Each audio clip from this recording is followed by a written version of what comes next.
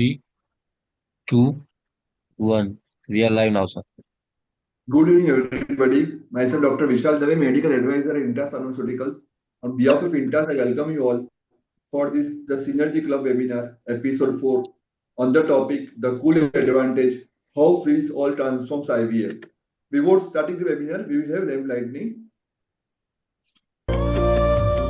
शुभं कुरुत्वं कल्याणम् आरोग्यं धनसम्पदः शुभं कुरुत्वं कल्याणम् आरोग्यं धनसम्पदः शत्रुबुद्धिविनाशाय दीपज्योतिर्नमोऽस्तु ते दीपज्योतिर्नमोऽस्तु ते शुभं कुरुत्वं कल्याणम् आरोग्यं धनसम्पदः.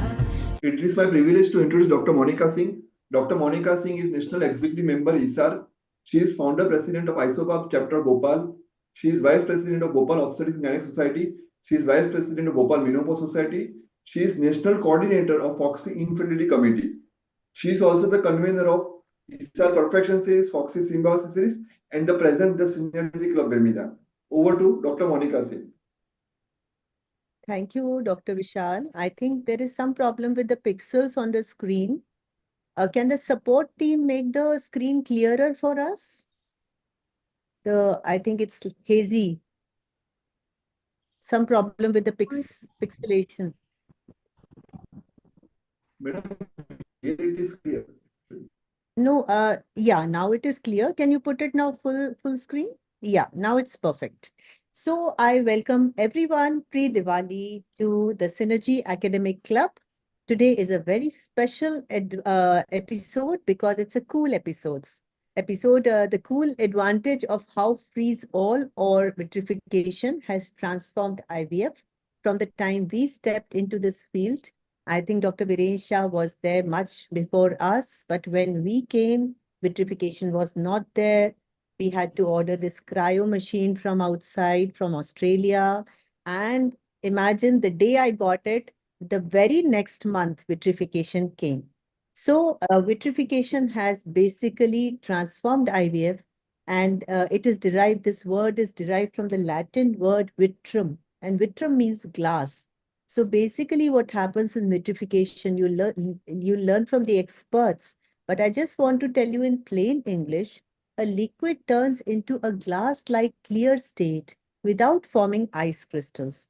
So this technology is so simple and so effective that it has minimized DNA damage to the cells. It has improved survival rates of the thawed embryos and gametes. It has increased pregnancy rates. It has made life very convenient for the IVF specialists. It has given us the option of tremendous amount of fertility preservation to be done successfully, and it has also given us the option of doing elective single embryo transfers. So the rest is all now in the hands of my speakers, my experts, and we have with us our chief guest, Dr. Viren Shah, past chairperson ISAR Embryology, who is with us, a very, very senior embryologist from Indore. We have a special guest, special subject expert and a very dear friend from Pune, Dr. Ashwini Kale, who is the National Executive Member Embryologist of ISAR. We have our guests of honor, our very own dear Dr. Kanti Bansal ma'am from Ahmedabad, Director, Safal Fertility Foundation, Ahmedabad.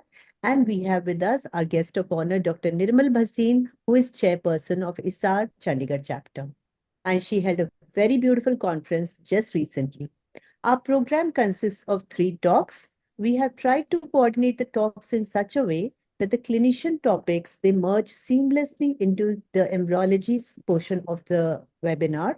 So we start with Dr. Kalyani Srimali, who has been so kind to join us, though she is traveling.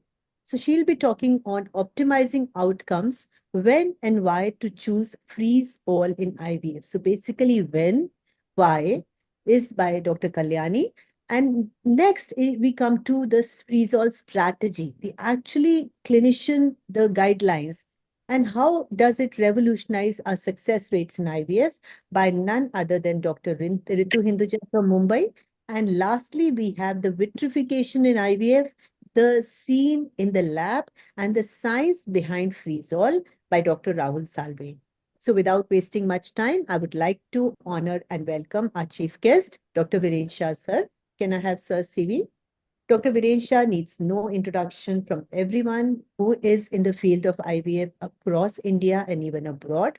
He's the first embryologist of Central India who worked with the legendary Dr. Gada, Dr. Dheeraj Gada sir, and has trained so many embryologists, has worked in so many centers, experience of more than 3 decades. Sir has trained in Singapore in ICSI co-culture methods, which that time were very new. He's also working as a freelancer embryologist all over India and abroad. He is still working, gives a lot of time to Gada IVF and HD Care Indore. His son is a gynecologist. His daughter-in-law is a gynecologist. His daughter is an embryologist. And he's the director of Shah Pathology Lab and Gamete Bank Indore. Sir, the stage is all yours. We would like to have words of blessings from you. Thank you, Monica, for inviting me in your Synergy Club. The topic is rectification. You already explained everything about the rectification, but rectification revolutionize the fertility, preservation, and IVF, offering hope and flexibility of individual and couples. After rectification, they enhance the success rate in IVF. We rarely know about the phase through the OHSS, because the control the OHSS after starting the rectification.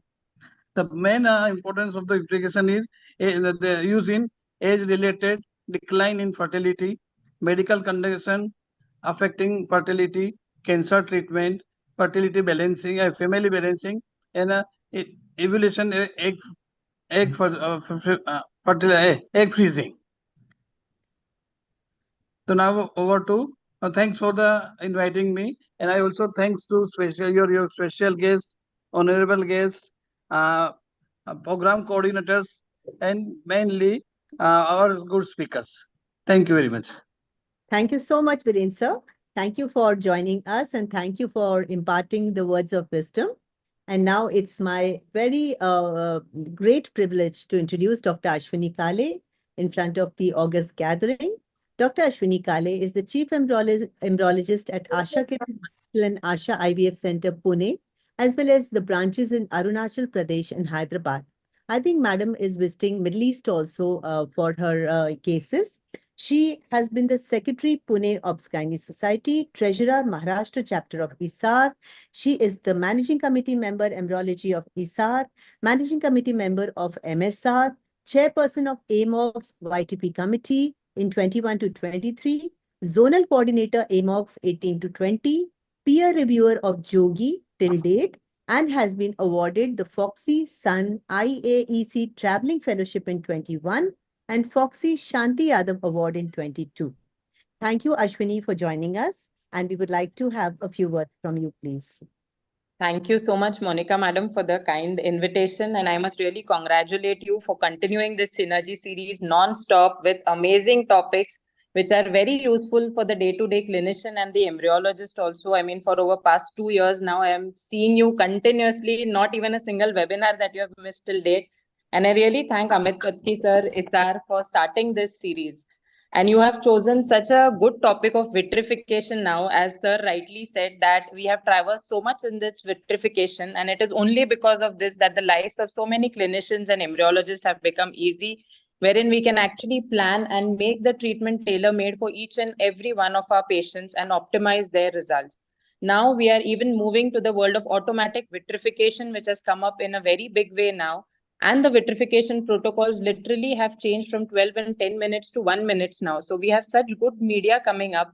So it will be really a pleasure hearing my two very good friends, Kalyani and Ritu, speak on the clinical topics, and also Dr. Rahul speak on the embryological topic.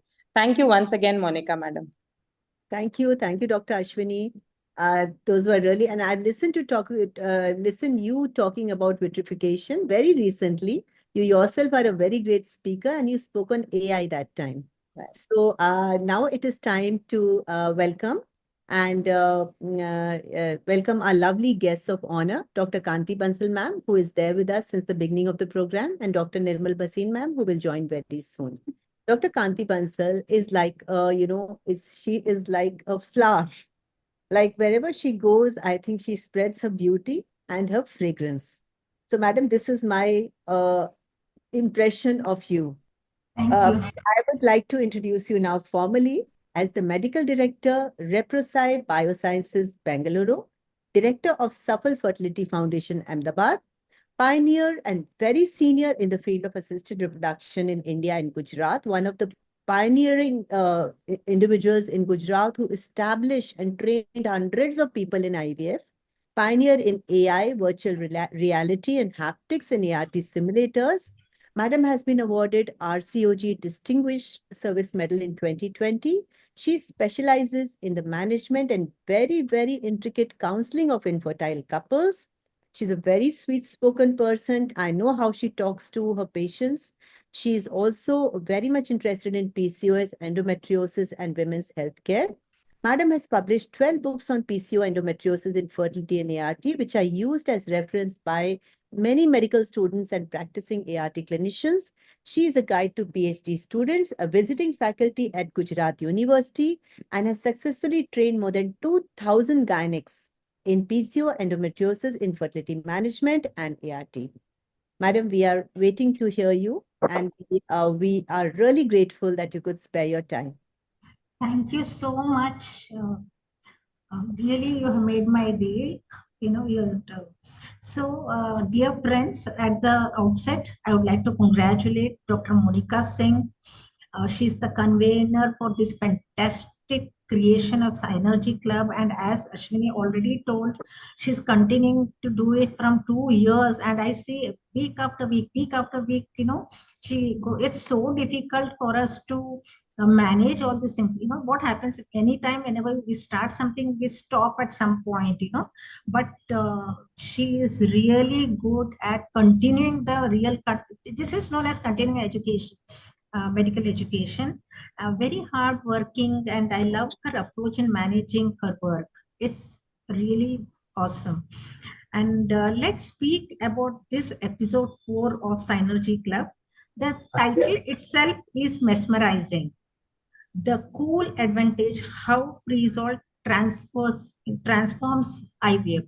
I really think it is true, because when we started way back in 1996 onwards, we never thought that freezing will be there. And then after some years, the slow freezing came, and then it was not very, very doctor IVF specialist friendly, because it was very expensive and it was difficult to avail.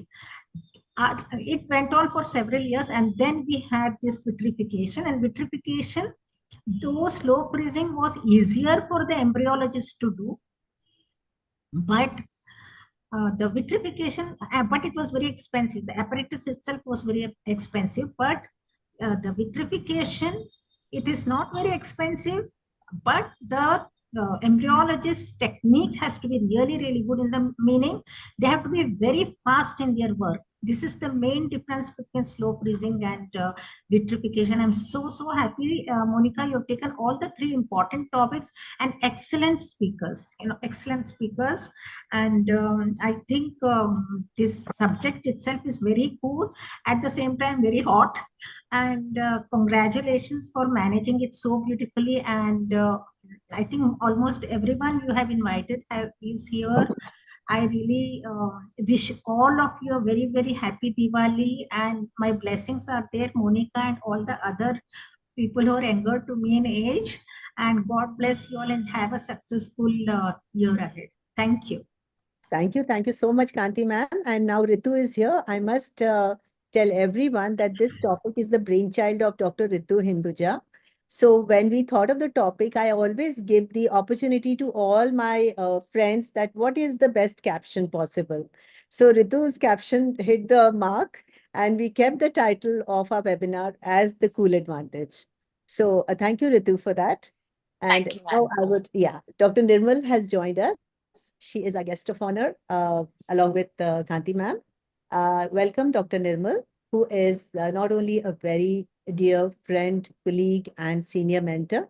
She is director, clinical embryologist, and founder of Janani Fertility Center and MD from Minsk State Medical Institute, Belarus.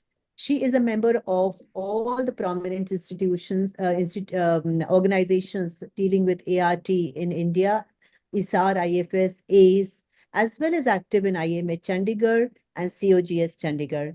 We recently participated in a wonderful conference at Chandigarh of ISAR Embryology, and she's currently holding the post of Chair ISAR Chandigarh Chapter, Chairperson of Mission Pink Health of IMA, has an experience of more than 20 years in ART, presented papers in various national and international conferences, and published papers in various journals.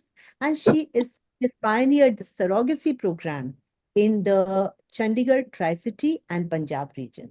We are so honored and happy to have you, Nirmal ma'am. And now the stage is all yours to impart your blessings. Thank you. I'm sorry I'm not coming on video. I just returned from the doctor and I'm in real bad shape. So basically, Monica, I have known you for I think more than 15 years.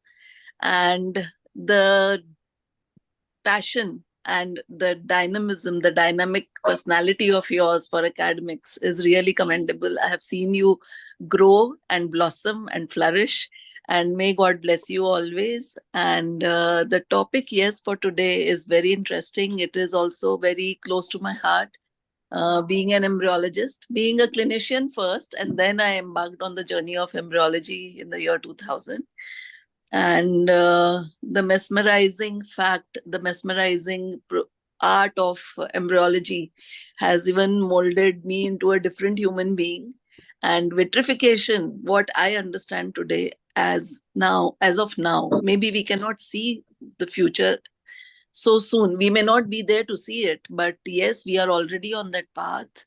And at times I feel that we are heading towards immortality by freezing cells, maybe organs, maybe, I don't know where science is going to take us. But yes, we have to keep moving. We have to keep doing our best. And God bless us all. And Ritu, waiting to hear you. Thank you, ma'am. Ma'am, I hope you're feeling well. I mean, you just said you came back from the doctor. Yeah, so I underwent a knee replacement 15 days ago. So Take care, ma'am. it's pretty painful. I can only imagine. The But second yes, one, that will give a better life, I'm sure. I know. So, ma'am, this is the second knee you got No, replaced? only one. Okay. Only. But I really admire you, Dr. Nimal, because even after such a short period after operation, that to knee joint replacement, you are here with us. That's commendable, really. I'm missing my clinic. I'm missing all my colleagues already. Yeah, I can understand. But ma'am, you will be soon working with double speed now. Yes. And And I'll come to Bhopal. I'm coming to Bhopal to meet you. Oh, wow. Great, great. We have a blast. Thank you, ma'am. So now, Thank you. Thank you. thank you so much, ma'am. And now I would like Thank you. give due respect and lot of love to my 3 program coordinators who hold it together for me and who take it forward every time wherever I need something, they are always there. I have Dr. Neetu Mishra, who is Associate Professor OBGY from AIIMS Bhopal. We have Dr. Purva Bhatkur, who is Assistant Professor from Gandhi Medical College Bhopal, and Nandini Singh Bhati, again Assistant Professor from GMC Bhopal. So thank you so much, all of you, for, keeping Synergy alive and synergized. And over to Neetu to start the first talk. Good evening, everyone. Acha, Purva, So, you are doing it, yes, Purva? ma'am, I am. Okay, Yes. okay, right. For session 1, optimizing outcomes when and why to choose freeze all in IVF. I invite Dr. Kalyani Shumali ma'am. For this, chairing the session, I invite Dr. Manjushri Boob ma'am, Dr. Namita Kotia ma'am, Dr. Dhwani Rulekar. Dr. Manjushri Boob ma'am, madam is presently Specialist Reproductive Medicine, Amravati. Madam is being awardee of Vigyan Vardhan Award. Best Poster Paper Award, and many more awards like Wonder Foxian Award, Star Award, Foxy. Madam has, to her credit, various publications in various books like Adolescent Health and Sex Education, published various papers, and in past she is organizing secretary FEMCON 18. In that conference, instrument launch for EASE ET-IUI set was launched in this conference. We welcome you, ma'am. Thank you so Next, we much. have- Thank you so much. Next, we have Dr. Namita Kotia, ma'am. Namita Kotia, ma'am, is presently a consultant fertility IVF specialist at Cocoon Hospital, Jaipur. She has presented various publications in national and state level and recipient of various awards like Best Paper Award, Innate Health Care Award, Rajasthan Health Excellence Award, JMA Award. We welcome you, ma'am, to chair the session. Thank you so much. Thank you, ma'am. Next, we have Dr. Dhwani Rolikar, ma'am. Madam is presently Secretary Valsad, Obstetric Gynecology Society. She is consultant and endoscopic surgeon at Yogini Hospital, Valsad, Gujarat, and has held various posts in Valsad, Gujarat Obstetric Society. And she has been contributing various publications in books like Modern Approaches in Recent Procedures in Obstetric Gynae and articles. She is a very active participant in various conferences. We welcome you, ma'am. Thank you so much. Thank you, Monica, ma'am. Now I hand over the session to the chairpersons to introduce our speaker. Over to you. Excellent chairpersons. evening to one and all. Excellent evening to one and all. It's my proud pleasure to be associated with Synergy and especially with Singh ma'am. She's a very close friend of mine. And thank you, ma'am, for giving me this opportunity to be a part of this program. And here we present today evening a very excellent speaker, Dr. Kalyani Srimali, ma'am. She is a senior consultant and reproductive medicine consultant at Nova IVF Indore. She has received formal training in field of reproductive medicine from NHS London, Germany, Mumbai, and ICOG Mumbai, and she is dedicated infertility specialist with a experience of almost 11 years, and she has been trained in fertility enhancing endoscopic surgeries under Dr. Hafiz Rahman, and she has been awardee of MOGS Shantabai Gulabchand Traveling Fellowship Award 13-14. Recently has been awarded at Foxy Vasant Bain Awardee, and I'll need a screen, please. Yes. And recently has been awarded as, sorry, screen is moving a lot. Yes. Actually, screen is moving. Ma'am, I think the What's the problem? Support? What's the problem? Can we have the CV again? Kalyani CV?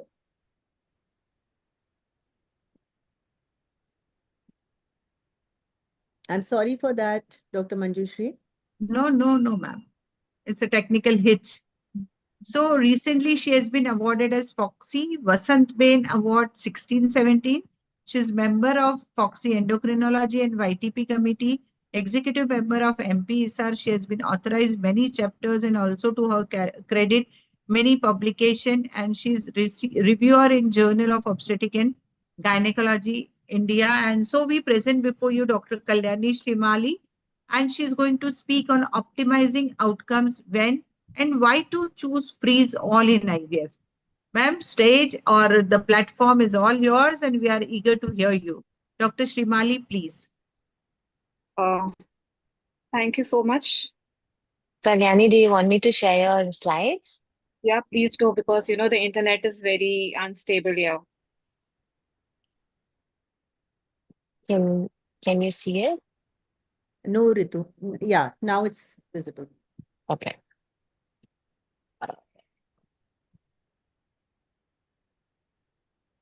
Yeah. Thank you, Dr. Monica ma'am, and thank you, Ritu, for inviting me for this today's program. Firstly, I would like to start by apologizing because I'm in train, so I don't know if my network would be, available throughout my presentation. But I have my backup ready with Ritu. So if I get lost anywhere, she'll be able to take up with the presentation out there. Thank you, Synergy Tim, for having us and a fantabulous program going on without any hitch. Thank you, Manjushri ma'am, and all my respected chairpersons who are here for introducing me and being here. And for Dr. Dhwani out there, Dhwani, I'm from Vapi. So hello. Nice to Okay. meet you, ma'am. Yeah, same here, same here. Say hello to Yogini ma'am. Definitely. Yeah. So let's begin with today's topic with the first topic. Can we have the next slide, please, Ritu? Yeah. Optimizing outcomes, when and why to choose freeze all in IVF. So, like we introduced, it's the world of ice. So we can't forget the magical Broadway, the Frozen, wherein we see these small, tissues or cells or anything which is getting converted into ice. And that's the whole idea behind the vitrification. So what is vitrification? Like Dr. Monica ma'am just mentioned. Next slide, please. Vitrification, that's the solidification of the liquids without crystallization. This comprises a glassy state, as the system is amorphous, lacks organized structure, but possesses the mechanical and physical properties of a solid. Next, please. So the first baby which was born through the frozen embryos was Zoe Leland, who was born in Melbourne in March 28, 1984. And since then, vitrification of embryos has become an integral part of our ART practice, and it has many benefits to offer. However, still an ongoing debate if the patient should be offered freeze all only cycles or fresh embryo transfer. So let's ponder upon which road we need to take and why all freeze is important and how we can optimize our ART success through it. Next. So why are we discussing the reason behind the all freeze? Is it because of the implantation rate? Is it because of the decellularization? Is it the placentation? And then ultimately the live birth rate. Next, please. So if we go through the entire series of this, the paper, which was published by Dr. Mohan Kamath, Dr. Sukarna, and the objective was to understand the perinatal outcomes after stimulated versus the natural IVF cycle. So let's understand why we need the all freeze. The first and the foremost is if we look into the live birth rate. So let's compare if the preterm birth rate less than 37 weeks. Was it higher in the cases where there was a stimulated IVF, or was it higher when we did a natural or modified natural IVF?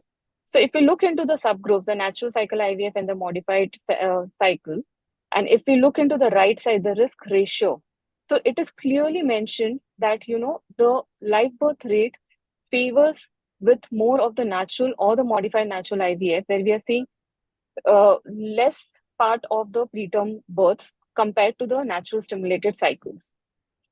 Next, please.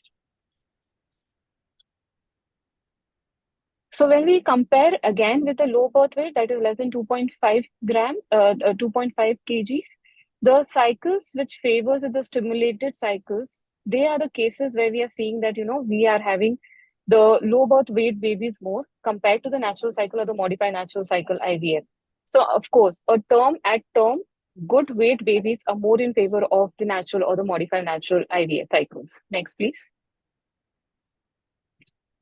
Again, if we compare the oocyte number and the perinatal outcomes following an IVF, if we see the chart which shows the preterm, which shows the low birth weight, early preterm, and the very low birth, the red arrow is the place wherein when we have the oocyte numbers more than 20, the preterm, low birth, and the very low birth, they all drastically increase. So that means that if the oocyte numbers are on the higher side, in cases of the stimulated IVF cycles, and where we are aiming that we get, maximum number of oocyte retrieved, we are ending up with mental complications. Next, please. So with the increased risk of term birth and low birth weight with very high number of women following IVF, this is the study which was analyzed by 68 singleton live birth outcome, and it clearly shows that more than 20 oocyte will increase this risk. Next, please.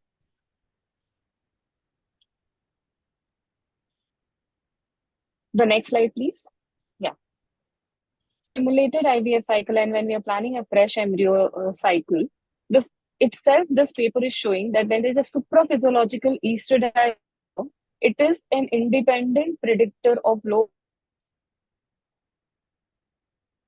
transfers. No, the previous slide, please.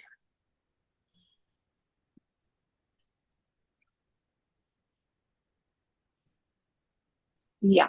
So if we look into the E2 levels done on the day of the HCG trigger, whenever we have the E2 levels more than 2000 or more than 2500, and of course, if it goes beyond 4000, the chances of having the low birth weight, even at the fresh term and full term singletons, were on the lower side in the fresh embryo transfers. Next, please.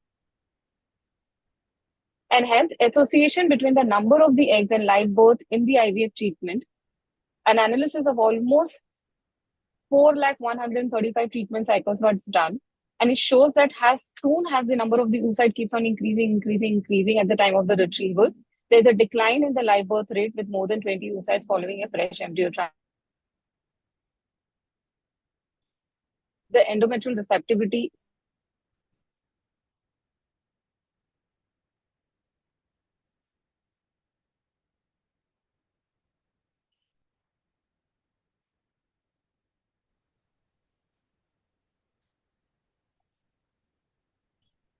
Ritu, the next slide, please.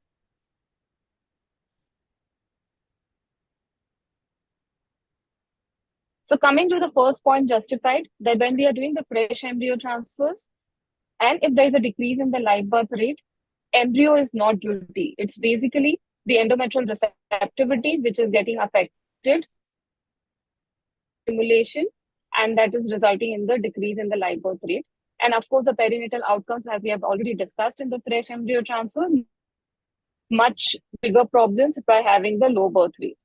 Next, please.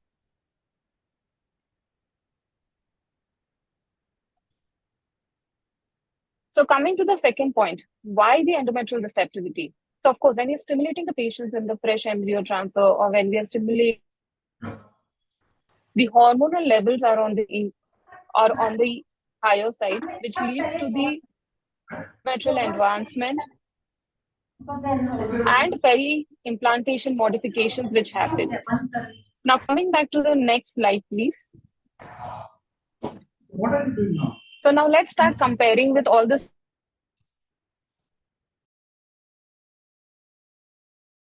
strategy to optimize the success.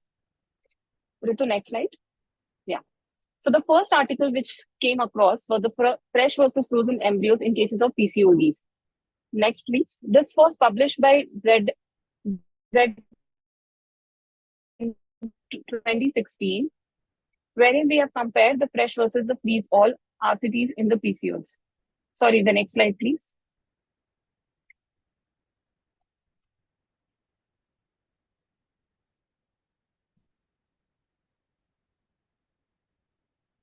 Yeah. So here, when we have compared, there were almost 746 patients enrolled for the frozen embryo transfer and almost 762 patients enrolled for the fresh embryo transfers. And there was the next slide. So when the primary outcome, that is the live birth, was compared, so we had almost 368 patients which were pregnant through the frozen embryo transfer, that's the live birth rate, and through the fresh embryo only 320, which shows that the rate ratio, that is the RR ratio, was on the favorable side for the frozen embryo transfer. That's almost 1.17. Next, please. Coming to the second part of the outcome, that's the pregnancy loss, which is again important, which was divided into the biochemical pregnancy and into the clinical pregnancies in the first trimester and second trimester. So we did see that the pregnancy losses were higher on the fresh embryo compared to the frozen embryo transfer. Compared to the live birth rate, we have already discussed that it was on the higher side when we had the freeze all cycles, and the miscarriages were on the lower side when we had the freeze all cycles. Next, please. There was a good study which came out by Coates et al., and which was published in Fertile and Studin in 2017, showing optimal euploid embryo transfer strategy, fresh versus frozen, after PGD testing with the NGS sequences. So this was an RCT again. Next, please. It showed that when the PGS was done or the PGTA was done on day 5 of the embryo biopsy was taken, the ongoing pregnancy rates again was on the higher side when there was a freeze-all cycle compared to the fresh cycle, almost 62.6% compared to the 40.9%. And the live birth rate was on statistically higher side, that's almost 61.5% compared to 39.8% in the fresh transfers. Next, please. In the fresh versus freeze-all, then we had a D3 transfer and a fresh embryo transfer was planned only when the progesterone level was 1.5%. Again, the logistic regression showed that the freeze-all had a better chance of having a live birth and an ongoing pregnancy rate, and even the implantation rate at the particular. This was published in Fertile Sterile in 2015. Next, please.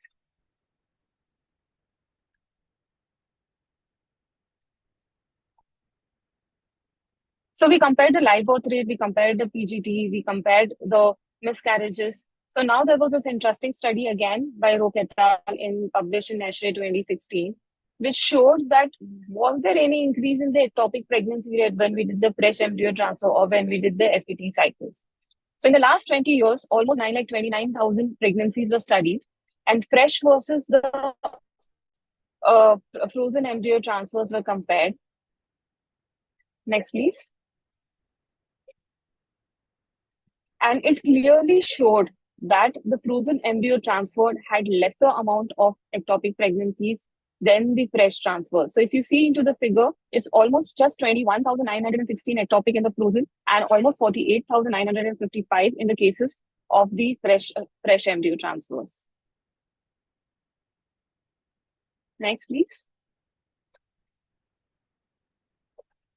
The previous slide was showing with the cleavage stage, and this is with the blastocyst stage, which showed almost 179,000 pregnancies, and we had 90,000 instances when we had the fresh transfers of resulting in the ectopic pregnancy. Next.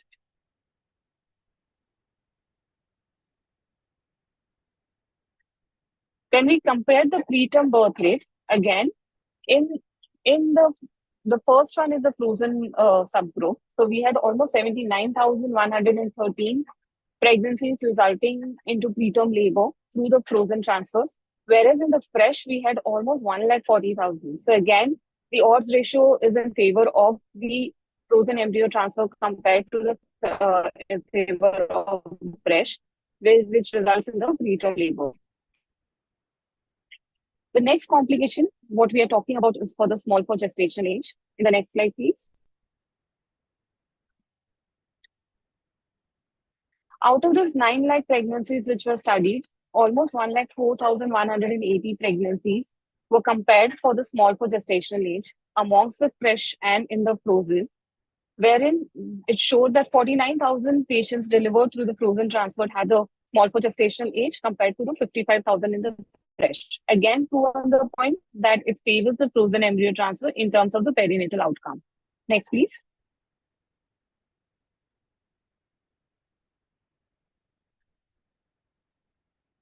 Again, one more perinatal outcome, that's the low birth weight, shows in favor that fresh. A huge review data was collected for the Cochrane, which showed that fresh versus frozen embryo transfers in assisted reproduction by Wong K.M. in Cochrane 2017. Next, please.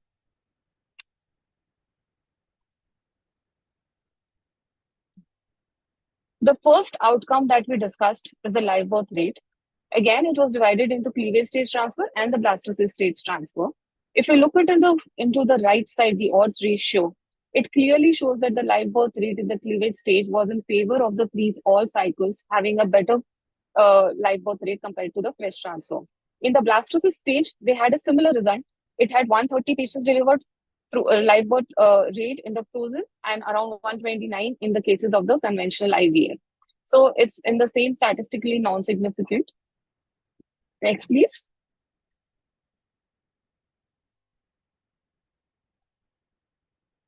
In cases of the ovarian hyperstimulation, we all know that we are all stepping into the generation or the era where we are declaring ourselves as the OHSS free clinic. So of course, we all are in favor of the freeze all technologies and using the frozen embryo transfers later in cases of the PCOD patient or wherever we suspect that there is an hyperstimulation. So no competition out here or no fight around here. In terms of the birth weight, again, the Cochrane did the review and it showed that the birth rate of the singletons were in the favor of the freeze all cycles compared to the case of fresh transfers. Next, please. So when this review was done, it had included 4 RCTs. It showed the clinical heterogeneity was observed between the studies, but when the pulled together studies included the normal responders, hyper responders, and those with the PCOs. So when we speak about the all 3 strategies, normally whatever evidence comes out, they're always in the favor that whenever we have the patient of hyper responder, it's a rule of thumb that we are going to go for the all 3s. But still, people have not been agreeing on the cases of the normal responders or in the cases of the low responder that should we be going ahead and planning the all 3 strategies for them. So this Cochrane review had pulled together the studies which included all of the responders, that's the normal, hypo, and as well as the low responders. But yes, further RCTs have been published now proving that it's beneficial for all the cases. Next, please. Coming to, like I said, that there are studies which shows that, in cases of high responders, they have to go ahead and do the all 3 cycles, but maybe not in cases of intermediate and the low responders. So this is the comparison of the live birth rate and the single birth weight in cases of all the 3. The first is that we have retrieved oocytes between 1 to 5, which shows that yes, all 3 does give us a higher live birth rate. It also gives us the birth weight has similar to the fresh transfers. The second pie diagram shows that oocyte number between 6 and 14, a slight increase in the live birth. And the third is where we have retrieved more than there is the birth weight. Next, please.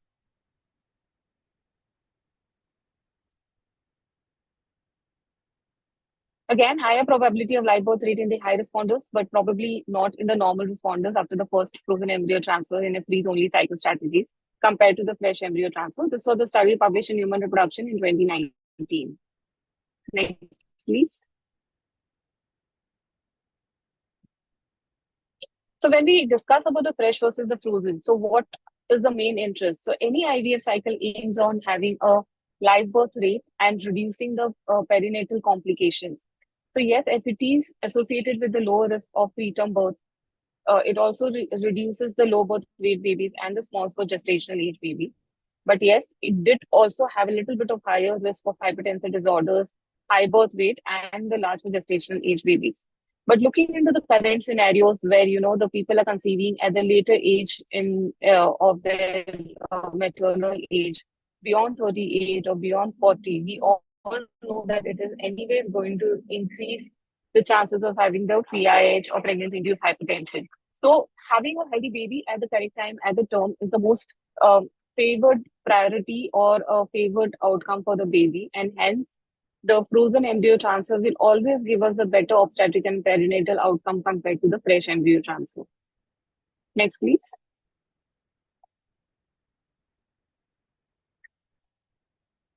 So in conclusion, normal responders, comparable live birth rate with the fresh transfer versus the FET following the cleavage stage transfer. Decline in the live birth rate, higher risk for preterm and low birth weight babies with the high oocyte numbers in the fresh cycles. Higher live birth rate with the frozen compared to the fresh transfer in the women with PCOS and high responders. Significant reduction in the OHSS with the FET. Low birth rate with fresh versus the FET in the context of 2:0 PGT. Next, please.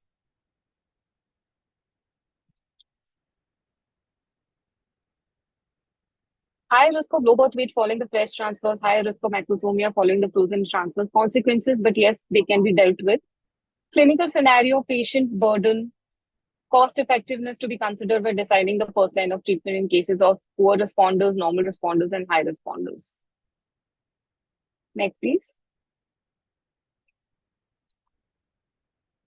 So strategies give you the direction. Technology lights the way.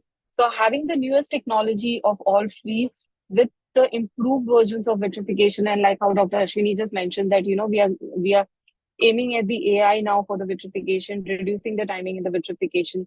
So I think it does justify having a good maternal and the perinatal outcome with a good increase in the percentage of the live birth rate, and hence all freeze is the strategy to move forward for our patient to improve the ART outcome, aiming at having that healthy live birth rate of the baby. Thank you so much.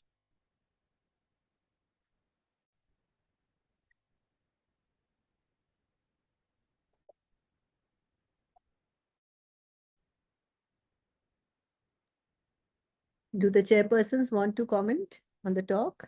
Manjushri ma'am, Dr. Namita, and Dr. Dhwani. Dr. Kalyani, thank you so much for such a wonderful presentation.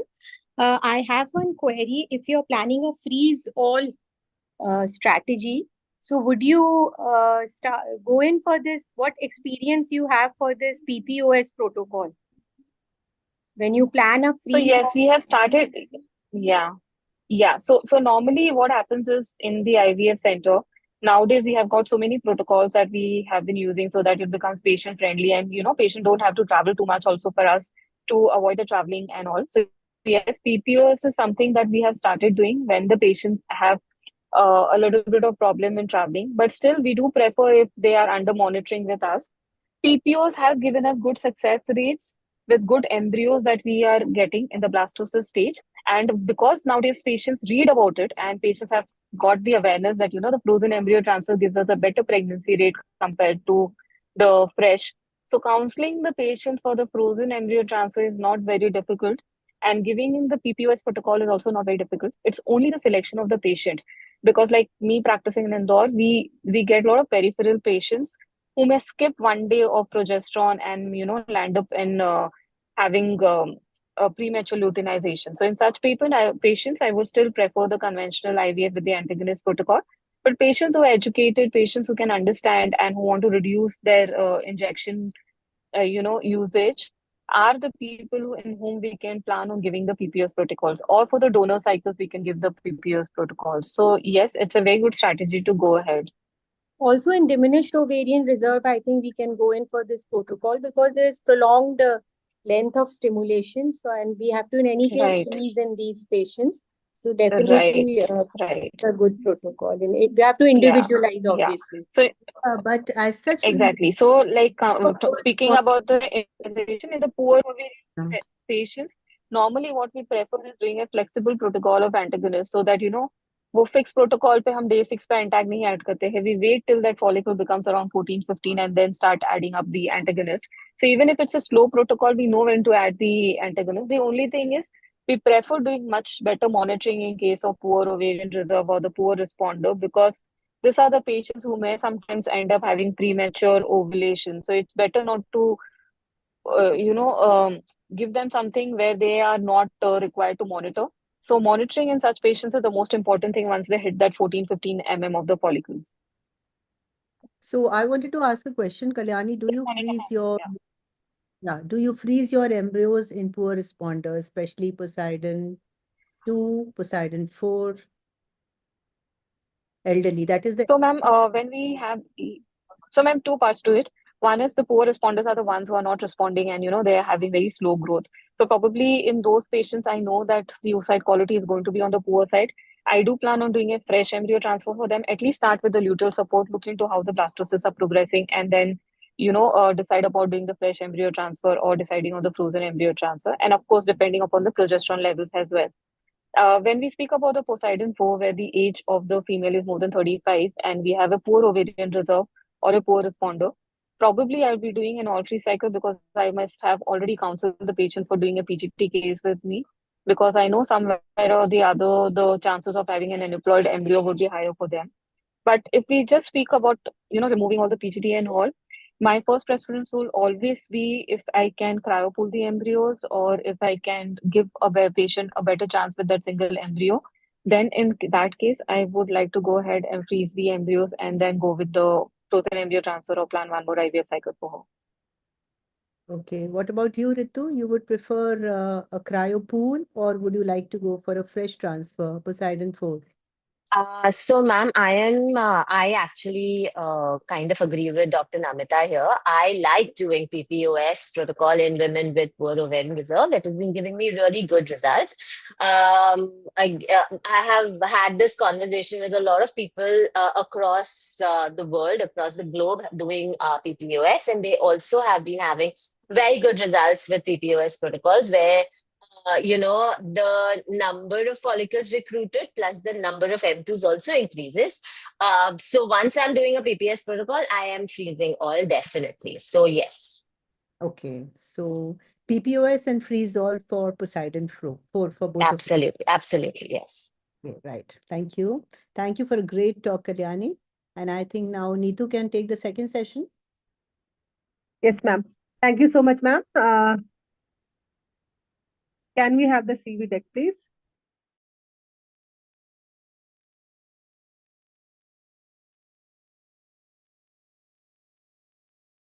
After the wonderful session by Dr. Kalyani madam, we will move for the second scientific session. The second session is of Dr. Ritu Hinduja madam. She will be talking on freeze-all strategy, revolutionizing the success rates in IVF. To chair this session, we have Dr. Anu Agarwal ma'am. She is currently National Executive Member of ISAR, and Dr. Pragya Suryavanshi madam. She is Secretary of Chhattisgarh Chapter of ISAR. Dr. Anu Agarwal ma'am is Director of Vansh Fertility and Test Tube Baby Center as well as Ayushman Hospital, Multi-Speciality Hospital Private Limited. She is also the Executive Committee Member of National ISAR and Joint Secretary of VOGS. She is a keen academician and special area of interest in minimally invasive fertility enhancing surgeries and ART. We welcome you, ma'am, to chair this session. Our second chairperson for this session is Dr. Pragya Suryavanshi madam. She is currently Senior Consultant and IVF Specialist at SMC Hospital and IVF Research Center. She is a national faculty and also ex-consultant at GRMC Gwalior, Pandit JNM Medical College Raipur and GMC Nagpur. She has received many awards for her presentations, and she is currently the Secretary of ISAR Chhattisgarh Chapter. She held the past Joint Secretary of ISAR Chhattisgarh Chapter. We welcome you, ma'am, to chair this session, and surely we will be benefited by presence of both of you. And now I hand over the session to our chairperson to introduce our speaker and carry forward the session.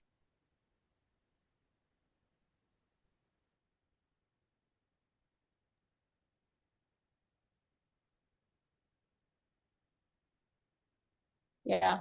Good evening, everybody. Thank you, Dr. Monica, for inviting me in your Synergy series. That you're doing wonderful, wonderful programs.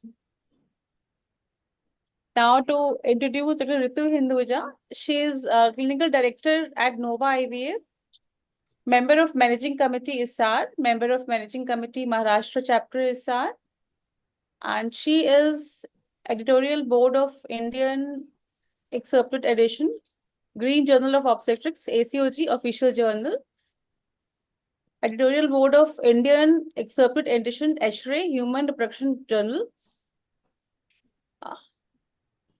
And she has been awardee of MOX Shantabai Gulabchand Traveling Fellowship Award 2014 to 2015, MOX CG Saraiya Traveling Fellowship Award, MOX Banban Navnati Traveling Fellowship Award. So many awards to you, Dr. Ritu. So it's really great to have you here. And she's a recipient of the Best Paper Award at MOX Annual Conference. MOX Youth Council Lead. She's MMC accredited speaker. She has authored many chapters and also has to her credit many publications in index journals. And she's the editor of Nova Handbook of Infertility, Abnormalities of the Pelvis, and the editor of Nova Textbook of Infertility. Welcome, Dr. Ritu. Welcome, madam. And we are really honored to hear you. And today's topic is freeze all strategy. And over to you, madam. Thank you, Dr. Anu, and thank you, Dr. Pragya. How good am I a speaker? We'll only come to know after my talk because we know. Kalyani's given a very structured talk today, and I'm here to destructure everything. And I know that I've been called to answer a lot of questions, but I think I'm going to be leaving you all with a lot of questions to be answered for yourself, because I think great minds only work better when they are forced to think. So thank you, Monica ma'am, for inviting me for this wonderful series. I have only been like an observer of this series, and today it's an honor to be a part of this series as well. It's double the pleasure doing it with someone from Bhopal, because mera na Nihal Bhopal se hai, and to be doing it with my very good friend Kalyani, because Monica ma'am insisted that I do it with Kalyani. And my embryologist, Dr. Rahul, I'm sure you all are going to get very good inputs from him as well. So moving on with my talk, Freeze All Strategies, Revolutionizing the Success Rates in IVF. So now we know that IVF has been around for a very long time now, and we've also heard about the success story of the first test tube baby giving a birth to a very normal, healthy baby herself. And Kalyani spoke about the first baby which was born from cryopreserved embryos, etc. So yes, we've come a long way.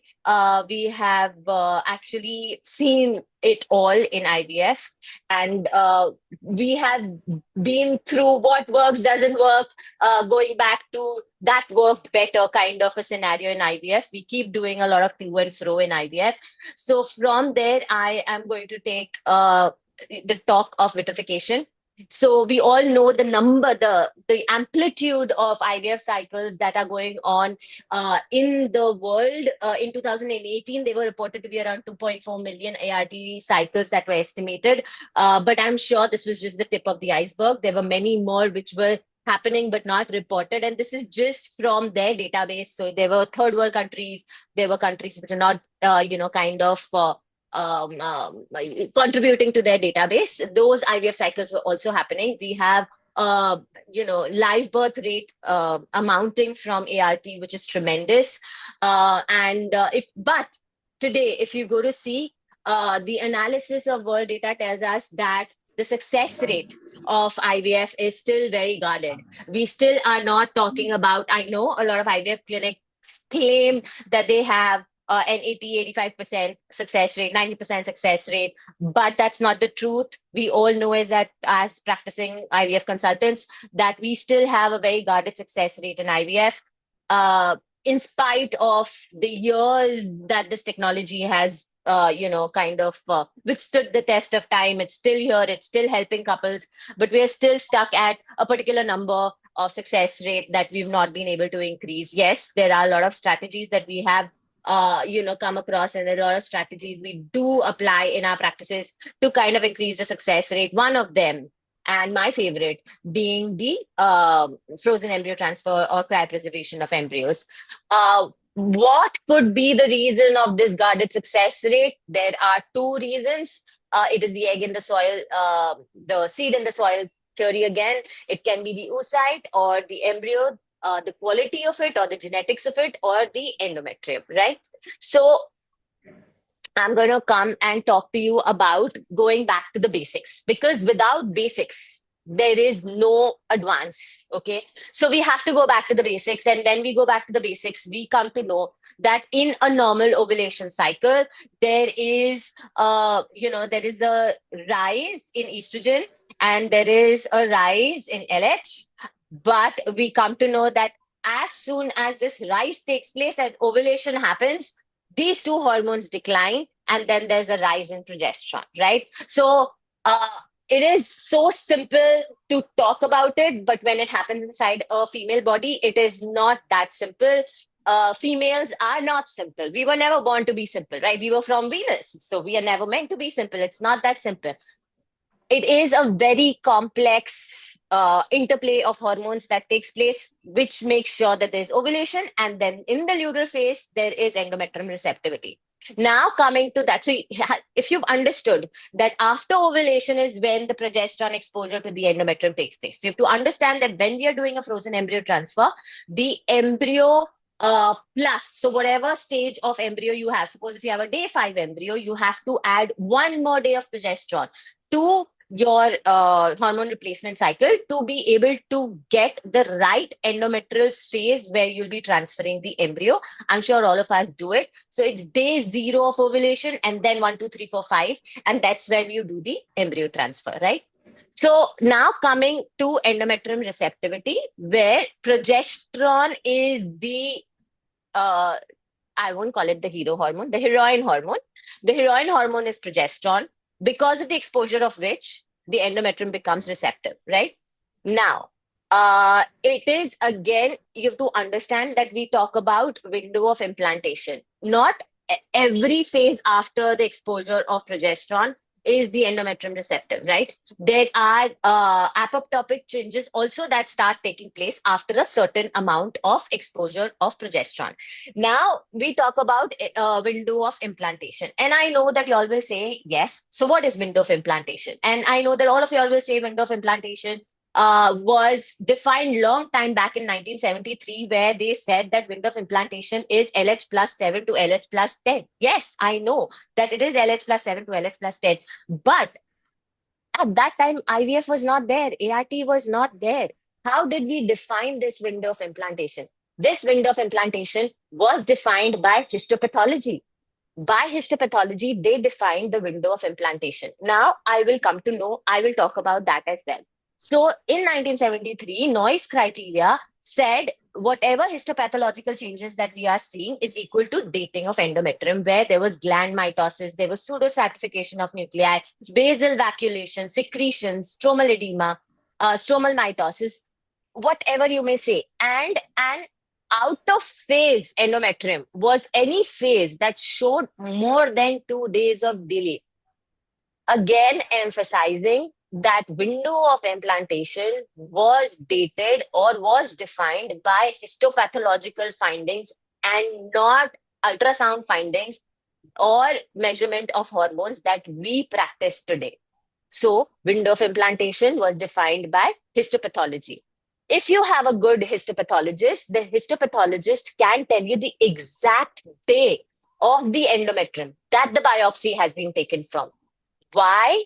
Because on a daily basis, there are changes in the endometrium that takes place. It doesn't mean that when I'm saying LH rise plus 7 or LH rise plus 10, the endometrium becomes static, that the click is taken. No, it is a movie. There are changes taking place in the endometrium on a daily basis. Very dynamic. The endometrium is very dynamic. And so to say, you may feel that the window of implantation is very, very wide, but I am sorry to say that window of implantation is not as wide as you or I may think it to be. Window of implantation is very small. So, and I'll come to it. You will say that, but there is endometrium receptivity array, which tells us the window of implantation for a particular patient. Yes, but have you read the reports? And anyone who's done gene expression on endometrium will agree to me that when we get the endometrium reports or the ERA reports, they tell us difference of hours. It can be 1 hour, it can be half an hour. So you understand that the window of implantation shifts in an hour's time or in half an hour's time. Then how can we be so sure that window of implantation is a very wide place where we can play? The playground is not that wide. It is a very narrow playground that we play in when we talk about window of implantation. Receptive versus non-receptive is a very small journey that the endometrium takes. And when does it take? It's very difficult as a doctor to kind of pinpoint that where are we landing when we are trying to make the implantation. So even when you see these reports that come, they always tell you where the endometrial biopsy must be taken on day P plus 5. So the day the progesterone has started plus another 5 days. So 0 plus 5.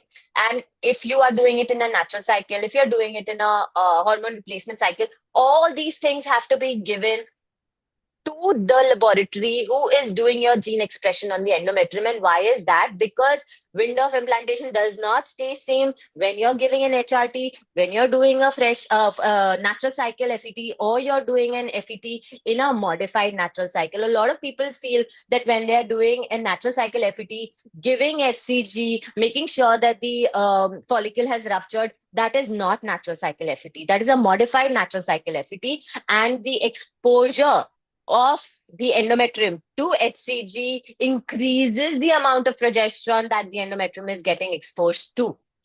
It is not the same endometrium as the endometrium of a natural cycle FET.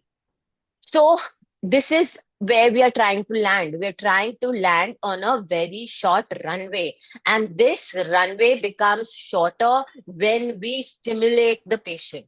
We all know that when we use ovarian stimulation, there are changes in the endometrium that takes place, which are pro-inflammatory. They have cytokines which are released. They have anti-inflammatory cytokines. They have a multiple variable of, vascular endothelial growth factors, interleukins, etc. A lot of cytokines are being released by the endometrium, which is stimulated while we are stimulating the ovary. And this is not really very good. It is not very good for the implantation. So you have to understand that two different endometriums that we are talking about when we are doing a fresh transfer or a frozen transfer. As clinicians, we really like to simplify things because it simplifies things for us in our practice and it simplifies things for the patient. So when we say, oh, very good, your endometrium looks trilaminar, the thickness is very good, it looks very good, let's start and plan your embryo transfer.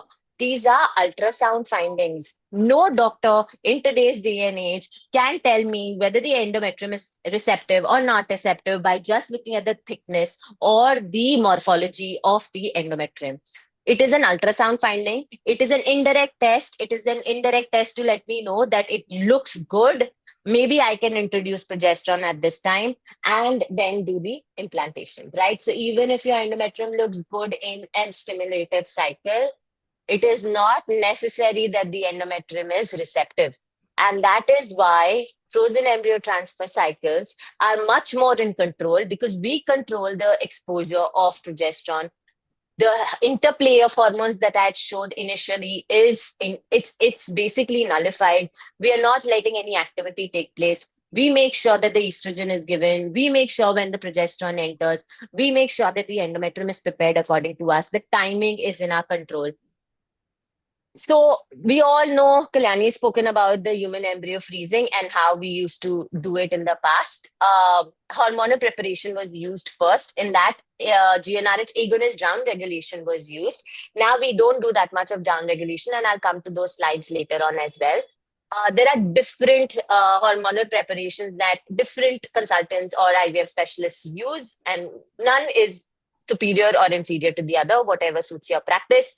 I'll also come to whether you should give progesterone, not give progesterone, etc. But cryopreservation had made such an impact on our clinical practice that fertility sterility at some point had started talking about, should we eliminate fresh transfers from our practice completely and should we move to an all-freeze cycle? There was an era where we were talking about all-freeze being better than fresh embryo transfer. And then came another phase where we said, no, but fresh embryo transfer and frozen embryo transfers have the equal success rate.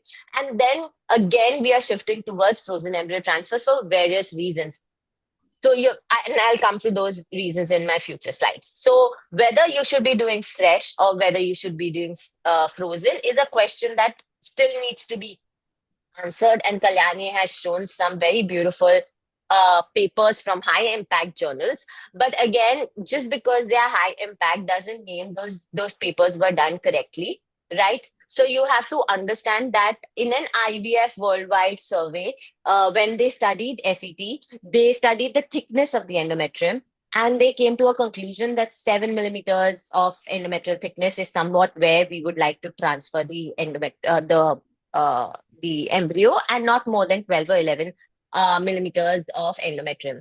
Now, the preferred preparation of FET in ovulatory patients that they studied was natural cycle, HRT, ovulation induction. Okay, so natural cycle and HRT were most common, and very few people did in ovulation induction, the frozen embryo transfer cycle, and preparing the endometrium.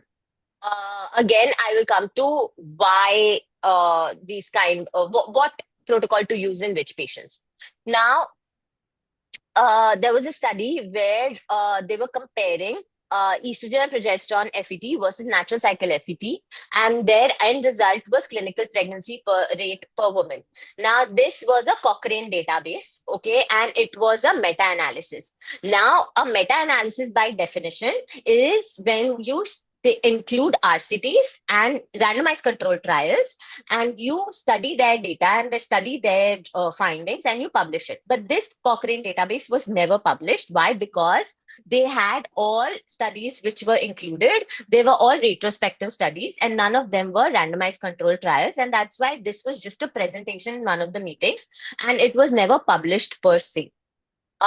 So again, there was another Cochrane review which was then published, and it said that they found moderate quality evidence showing that one strategy is not superior over the other in terms of cumulative live birth rate, and a time to pregnancy was not reported, but it can be assumed to be shorter using conventional IVF strategies in case of similar cumulative live birth rates as embryo transfer is delayed in freeze-all strategies. This is the only conclusion they had given, but they had failed to take into consideration in an FET cycle, how was the endometrium prepared?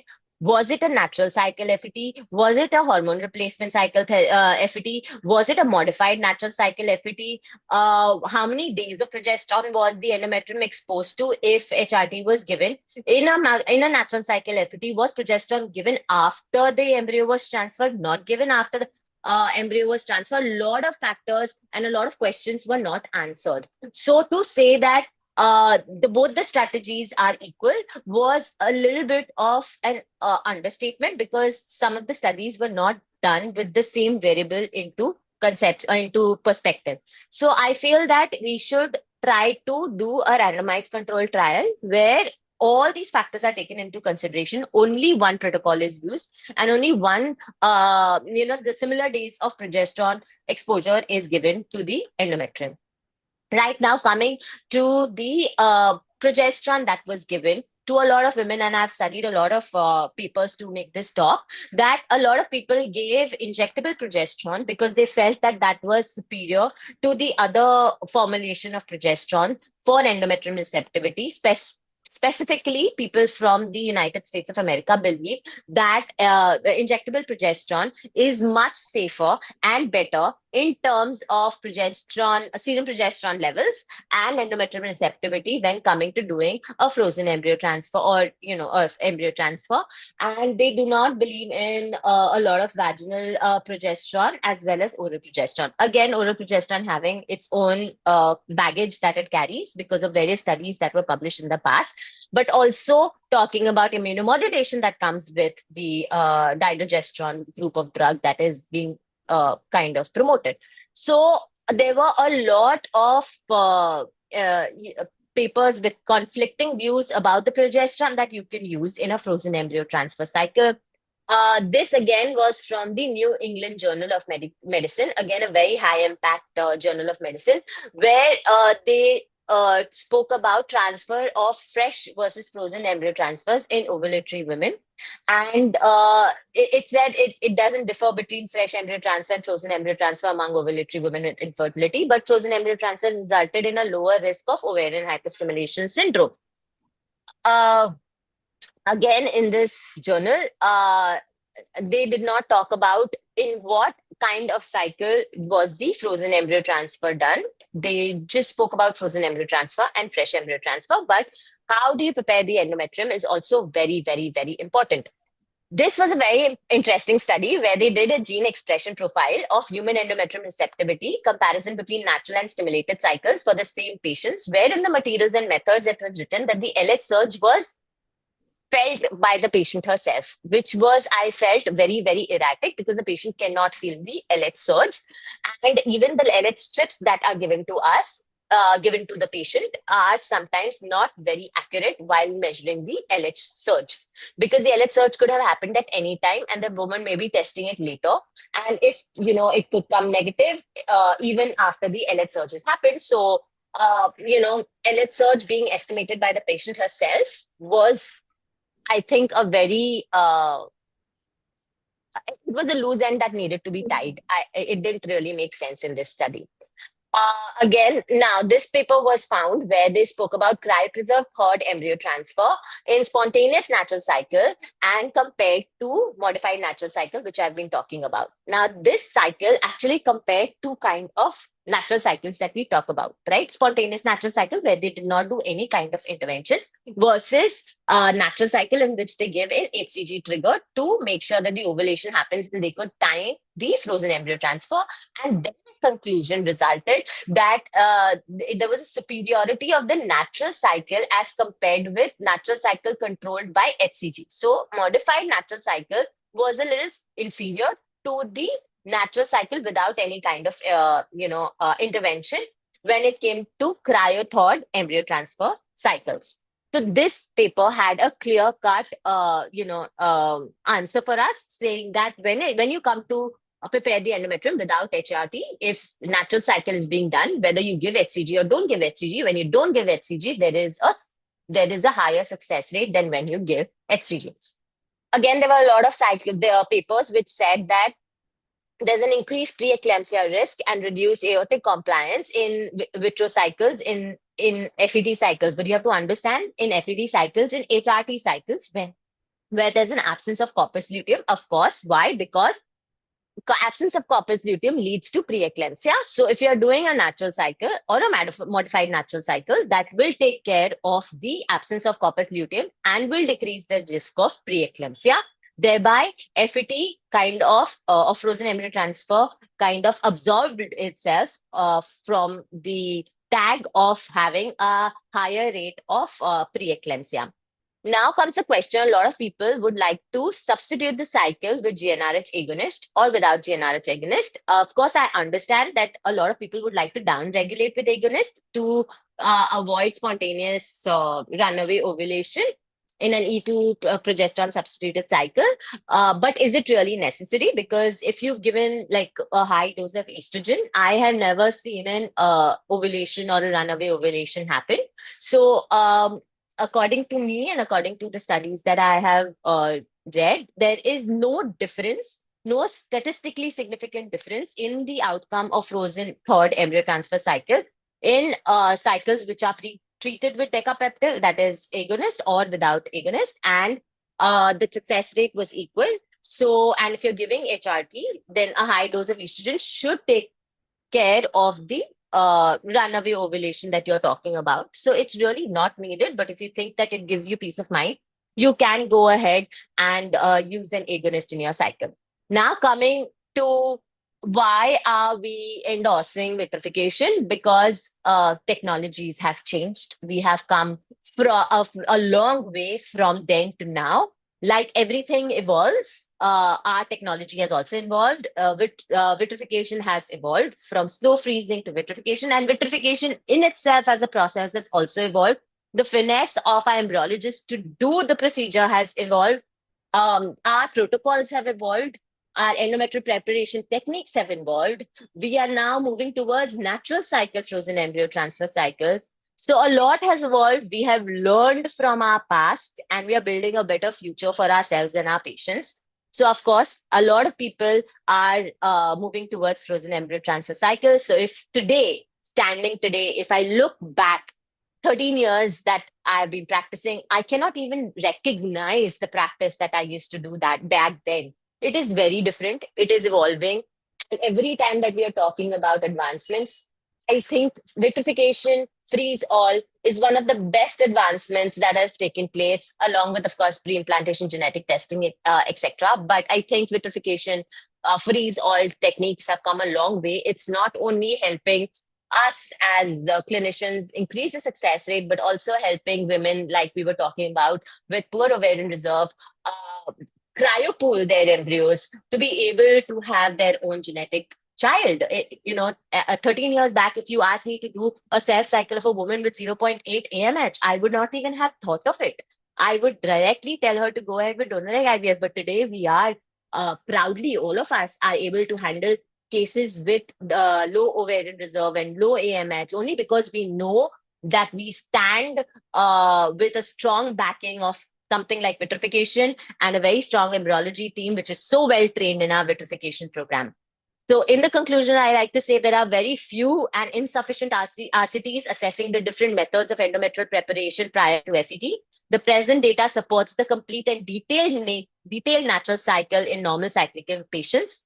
In irregular cycling patients, substituted cycles with or without GnRH agonist can be used. So if you have a woman who is ovulating, who has a good 27 to 30 days cycle, it is recommended that you do a natural cycle FET. And if you have a woman who's anovulatory, you have no other choice but to do an HRT FET. However, there's an urgent need to do a randomized control trial comparing all these parameters, making sure there is uniformity, making sure that equal number of progesterone days of exposure is there, making sure that the FET is done in a particular manner and not just comparing frozen and fresh embryo transfer cycles. And at the conclusion, I'd like to say technology is not just a tool. It can give learners, we as learners, a voice that they may not have had before. So thank you very much for your patient hearing. And I hope that y'all are going back with a lot of questions to ask yourself as to what we should do when we are doing a frozen embryo transfer cycle. Thank you very much. It's what to say. It's just a mesmerizing, mind-blowing talk. It was really, I was expecting this only.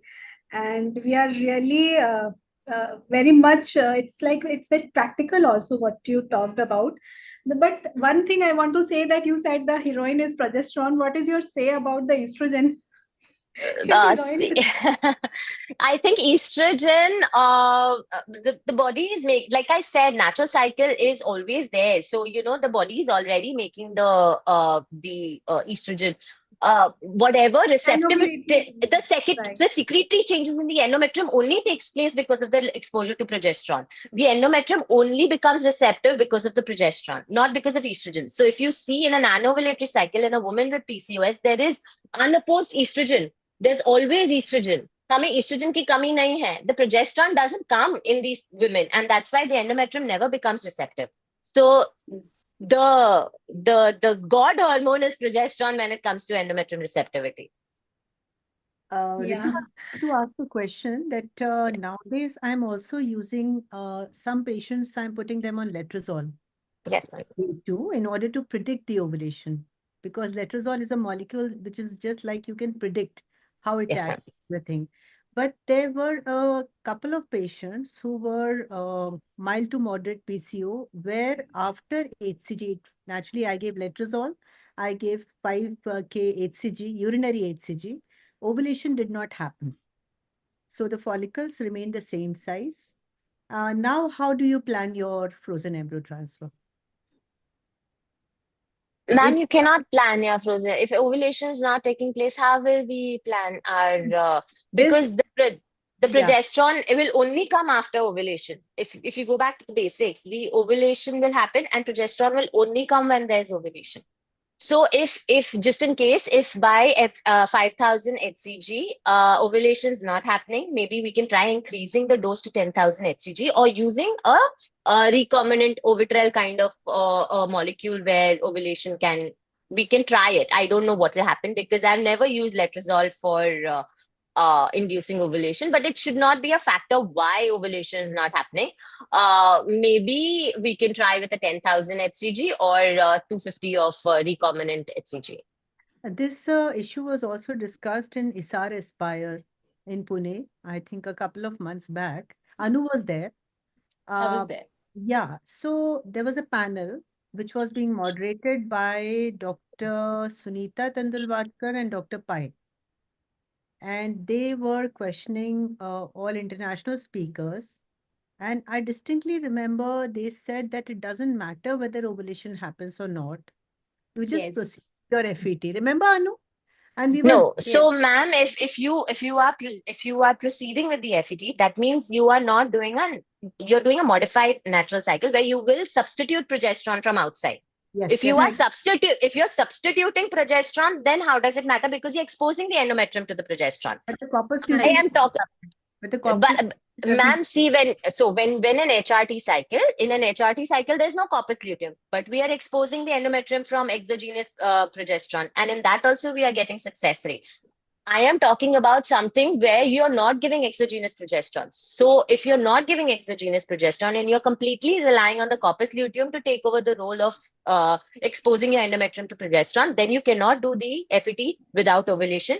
But if you are giving exogenous progesterone, suppose if you're considering you've given an HCG trigger, then 36 hours later you did a pickup and then you start your progesterone. If you're doing a cycle like that, then how does it matter whether there is an ovulation or no ovulation? Because any which ways you're exposing the endometrium to progesterone exogenously.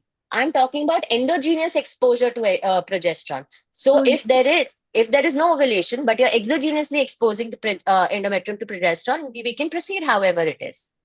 So you mean to say, Ritu, like then cases with documented ovulation, you completely trust on the progesterone secreted by the corpus luteum to carry your embryos to viability? You do not supplement with exogenous progesterone? Ma'am, if you're asking me, I don't dare to do that. But if you go to see Fatemi's paper, they are completely relying on the endogenous progesterone. They are not giving any exogenous progesterone in their terms natural cycle FET.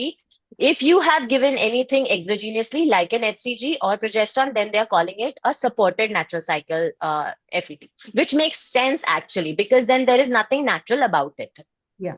And Ritu, tell me about the counting of the days. There's a lot of confusion. Some people say 100 hours. The range is about maybe 100 to 120 hours of, post-fertilization. Like, how do you count from the LH search, your day of transfer? Or how do you count from the ovulation or the fertilization? Which is the best way of counting? Okay, so when I do the pickup or when there's ovulation, I think Rahul will also talk about it, but I wanted you to explain, ma'am, just. Ma'am, Rahul will tell you my protocol only. Yeah. But I thought maybe Rahul is thinking I'm asking you questions. I should have been asking him, but still I need you to explain. Yeah, Ritu. So, ma'am, when I do the pickup or when there's ovulation, that is day 0. And then I generally do day 5 transfers. And in my practice, even if it is a day 6 embryo, the stage is day 5 only. That even if it is a slow growing embryo, which has gone up to days that I had to observe up to day 6, but the stage is day 5 only. It is the blastocyst embryo only. So day 0 is when ovulation takes place or when pickup takes place. And from there, I start counting day 1, day 2, day 3, day 4, day 5. So in total, there are 6 days of progesterone exposure before I transfer the embryo. But the easy way to count it is count your pickup day as day 0 and then they go to day 1, day 2, day 3. So if it's a day 3 embryo, it will transfer on day 3. If it is a day 5 embryo, day 0, day 1, day 2, day 3, day 4, day 5. Simple. So start counting from 0 and count up to the day of the embryo stage. There are some people, some embryologists who say, or clinicians who say that the endometrium has to be a little advanced as compared to the embryo. Is it like sometimes it works? Maybe that is why we call So, ma'am, I have come across a lot of people and they say instead of doing ERA cycle, why don't you just give one more extra day of progesterone and see the implantation will take place? The beauty of medical science or the beauty of specifically ART practice is that women are very complex and so is their system. I think nobody is wrong. There is a school of thought out there, but I have never dared to give day 6, one more day of progesterone in my practice per se, because it is non-physiological if you go to see physiology. That is why I explained the basics in the beginning. And that is why I emphasized on the day of progesterone exposure, because if I go back to my Gardner, if I go back to histopathology, it is always the day of ovulation plus another 5 days if it's a blastocyst, or another 3 days if it's a day 3 embryo. for me to be too I have done one more day of progesterone exposure if on ERA it has come as a suggestion that do the embryo transfer one day later. But without a documented ERA and just going ahead and giving one day extra of progesterone exposure, I have not dared to do it. Okay, thank you, Ritu. Thank That you. was a beautiful, beautiful talk, and Thank you. you did complete justice to it. Thank you, And ma'am. Thank you so much. thank you so much for Wonderful joining. lecture. Wonderful, Thank you, wonderful. Doctor. Thank you, Doctor. Thank you so Uh, much. So Dr. Monica, Dr. Ritu, I just had one thing that I wanted to add it here in the discussion of the levels of the progesterone and the days of exposure. So in between, if Ritu, if you remember, there have been times that, when we have Kalyani, your voice is gone. I think she's traveling now. Yeah. अच्छे से develop नहीं हुआ है or there has not been any growth. So I had done few readings and research that, how can I give a better outcome growing?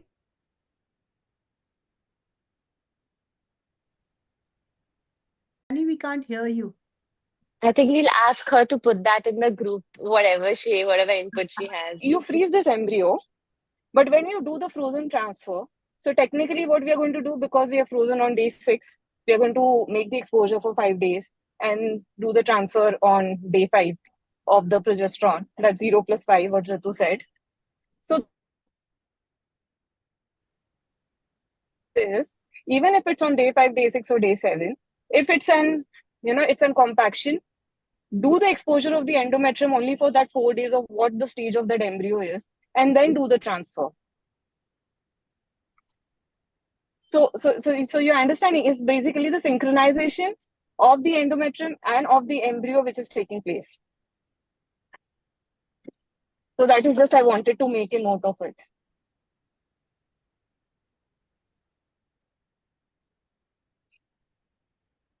Ritu, are you here? Yeah, I'm absolutely Yeah, here. Ritu, I I think. wanted. Yes. Yes, please tell me, Dr. Anand.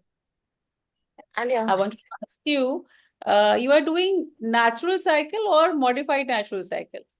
I am doing a modified natural cycle because This is what I wanted to ask because it is No, very I am doing absolutely modified natural cycle because Rahul is here and he'll kill me if embryo transfer starts coming on Sunday. He'll tell me, Madam, meri bhi family hai.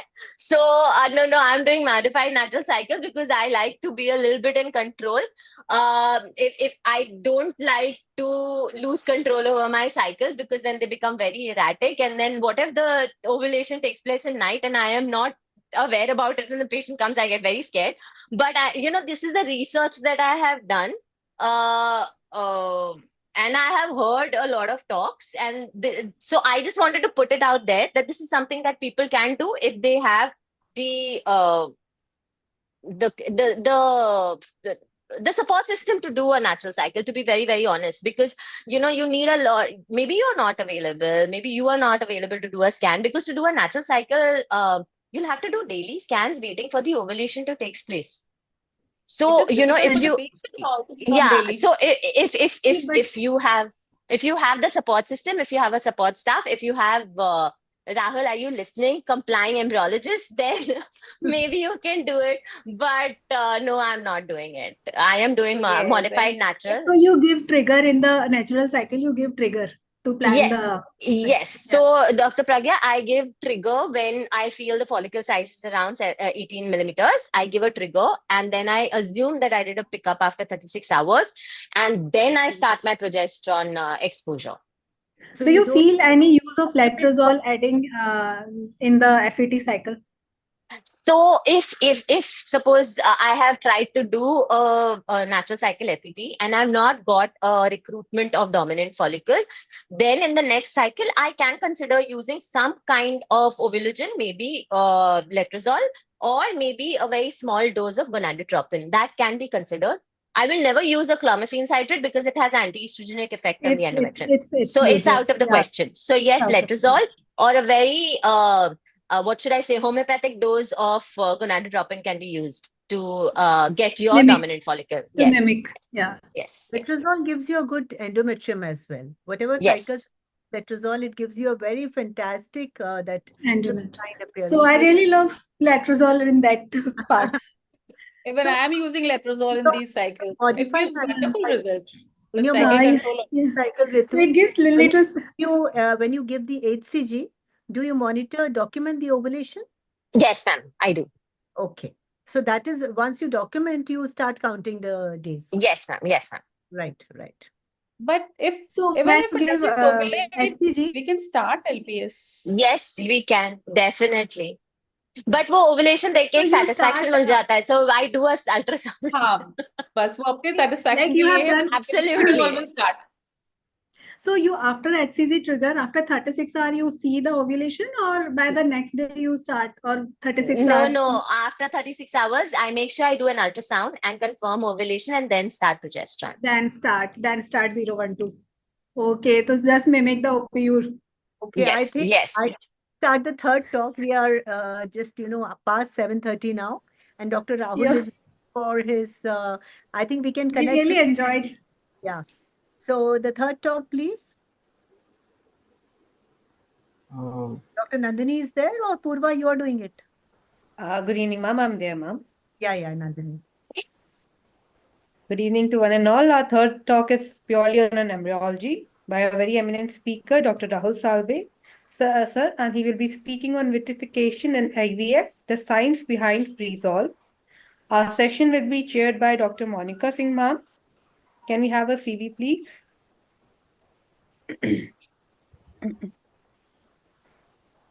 Dr. Monica, ma'am, CV.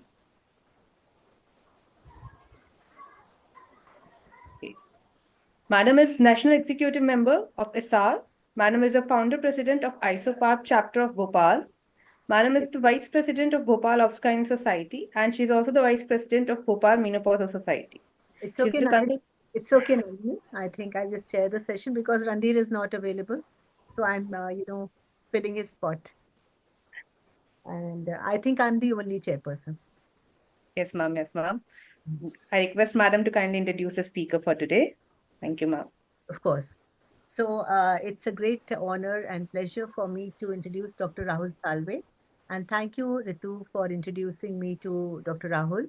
He is the cluster head embryology of West Nova IVF Fertility, associated with Nova since 2016, completed PGD Clinical Embryology and ART from Bangalore University in 2014, MD in Biochemistry from VMGMC Sholapur 2013, MBBS from RGMC Kalwa Thane 2002, more than 10,000 ICSI procedures he's done, PGTA, aneuploidy, and more than 400, vitrifications more than 10,000.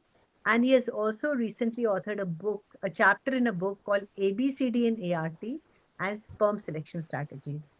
That's a wonderful CV, Dr. Rahul, and we can't wait to hear from you.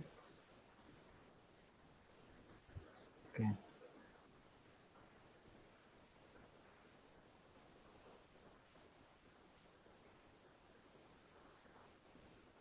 Yeah, hi. Is my screen audible, visible? Sorry. Yes, it is. Okay. So good evening, everyone. After I can see everyone smitten by the earlier two presentations. So I may not reach that level, but I would just like to leave with a good impression. We'll start by introducing the topic. The topic is vitrification IVF, the science behind it. Can you put it full screen, please, Dr. Yeah. Rahul? Yes, Yeah.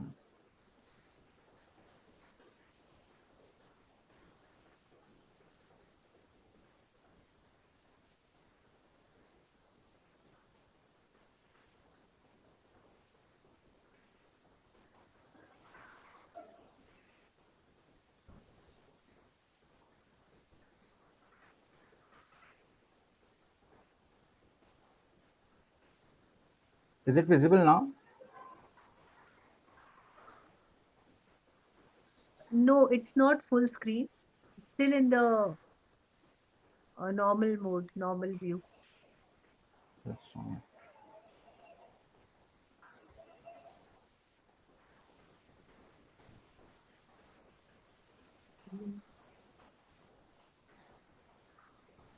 Oh, can someone from the support do this? Because I am finding it difficult to do it. Dr. Rahul sir, below Yeah. in the PowerPoint presentation, below there is one marker below the percentage near the right corner. Yes, come down, still come down, still come down. Go to right side. Come down, come down, come Yeah. down your marker. Go right side, little bit left. There's a slide. Uh, No. that is go to right side. Go to right. Oh, the screen has gone now. Just a doc- minute, I will start again and you Yeah, can try just guide sharing me. again. Yeah.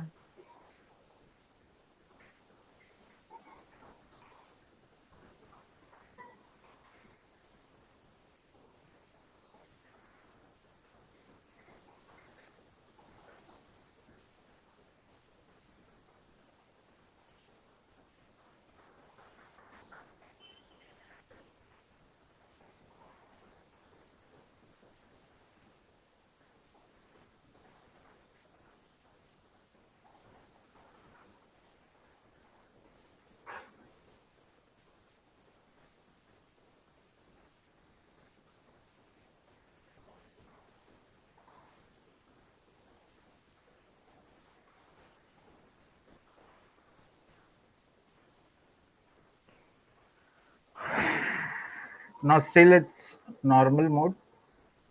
Yes, Yeah, normal mode. Okay. Now click. Is Yes, this yes, Rahul, Yeah, Rahul, yeah. on the red bar, there is animation, and on side of animation, there's slideshow. Click the slideshow. Yeah, I would click the slideshow now. Is it visible? No, it's not.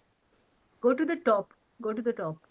वो red bar में ऊपर there is slideshow next to animation. No, not here. Okay, okay. Yeah. है ना? And then from beginning, go the first one. Yeah. Is it okay now? Actually, it's not happening this way also. So I think you can proceed. We can see your slides. It is visible. It's okay. It's okay, Rahul. You can proceed. It's okay. Yeah. Okay. So we'll start with the science behind the vitrification. Initially, we'll start with something simple. Why vitrification has gained so much importance today? Because it is a promising technique and it has the potential to influence the ART. It has high acceptance from embryologists, and there is ever increasing demand for storing surplus embryos and fertility preservation. And the most important thing is vitrification does not have any of the biologically damaging effects associated with freezing because no appreciable degradation occurs over time. Is the second slide visible clearly? Yes, Hello? yes. Yeah, okay. Yeah, no So the problem. concept, the credit to the concept of vitrification goes to Louet in 1930s. He observed that the hazards of crystal formation are significantly reduced by rapidly cooling the biomaterial to low temperatures. And he defined that vitrification is the kinetic process by which a liquid solidifies into a glass. And this glass is actually a liquid that is too cold or viscous to flow. In 1930, Walter Stiles also observed that the reason for the death of plants at below freezing temperature is because there is disturbance in the relation between the disperse phase and dispersion media in the protoplasm. Protoplasm is cytoplasm plus nucleus. So in a plant cell, there is a disturbance in the relationship between the cytosol and the organelles. He too proposed that by very rapid freezing, it is possible to form a finely crystalline or even amorphous mass that might give the original system again on thawing. This is a typical cell, which is the reason for showing this slide is it. So slides are not moving, Rahul. Are they moving? Yeah, not moving. Can you? Yeah. Now we can see the cell slide. Yes. Okay. So the cell is actually is also colloidal in nature. It consists of 80% water and inorganic and organic compounds, and the cytosol, that is a gelatinous liquid that fills in the space between the cell organelles and the cell membrane. So in 1937, Louet, in his experiment on vitrification of organic colloids, organic colloids and of protoplasm. Uh, he observed that the most important problem of vitrification technique consists of obtaining a cooling velocity sufficient to prevent the formation of ice crystals. So Lewitt also stressed on that the speed of vitrification, speed of cooling or the cooling velocity is more important to achieve vitrification.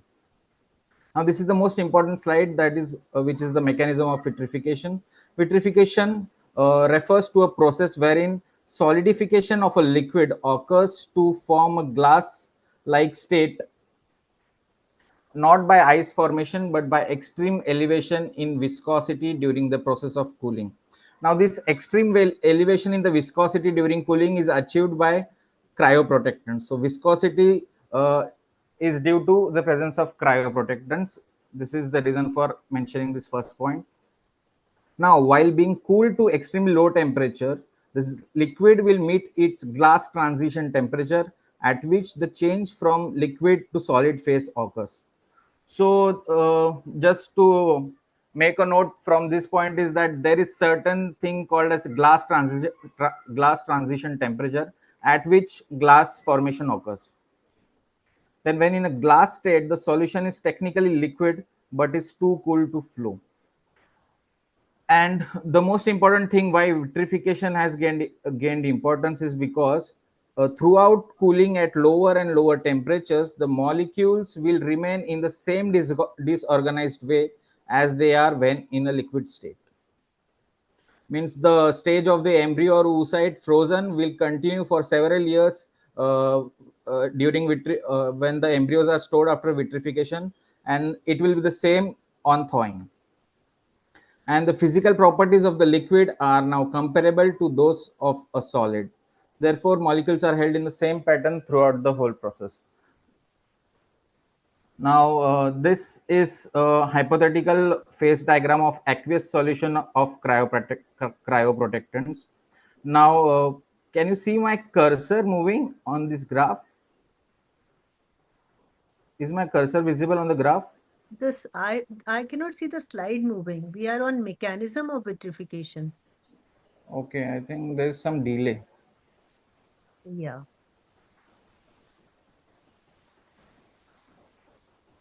What about Dr. Pragya? Dr. Vishal, can you see the slide moving? Rahul, can you email Visible. or WhatsApp the slides to someone and they can show the slides for you? Yeah, okay, we can see the graph now. Yeah, the graph is visible now. Achha, now it's visible. So earlier slides were visible? Yes. Okay, so this is visible now. Okay, fine. So this is a hypothetical phase diagram. Can you see my cursor moving on this? Yes, it's visible. Okay, fine. So I will just explain very briefly. The x-axis is the cryoprotectant concentration and the y-axis is the temperature. Now this TG, this curve, this is our focus like TG. Now this is an aqueous solution of cryoprotectant. So this the entire temperature curve is for the cryoprotectants plus cell contents like the cytoplasm. This cryoprotectants is already in the cell. So this phase diagram will study the effect of temperature on the aqueous solution of cryoprotectants or cryoprotectants inside the cell. Now our focus is reaching this temperature TG. TG is glass transition temperature. Now this TT is equilibrium freezing temperature. So above it, everything will be at liquid stage. This is the freezing temperature. Below this TT and TH, this will where freezing will start, or the ice crystals will be formed, and TH is the homogeneous nucleation temperature. So below this temperature, what happens is the crystals which are formed in this stage, they will nucleate or they will coalesce or they will fuse together to form a hexagonal structure that is nothing but ice. So this is the frozen stage. So the trick here is when suppose we are culturing embryos or oocyte which are above this temperature, above the TT, like at 37 degrees centigrade. So to reach this TG, the embryo or the oocyte will have to pass through this, which is the crystallization state, where isolated isolated water crystallizes, ice crystals are formed, and then this stage also, which is the frozen stage where actual ice forms.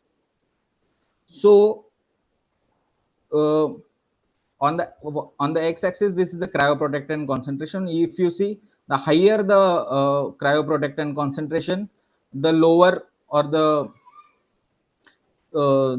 Tg is much higher than what is at lower cryoprotectant concentration.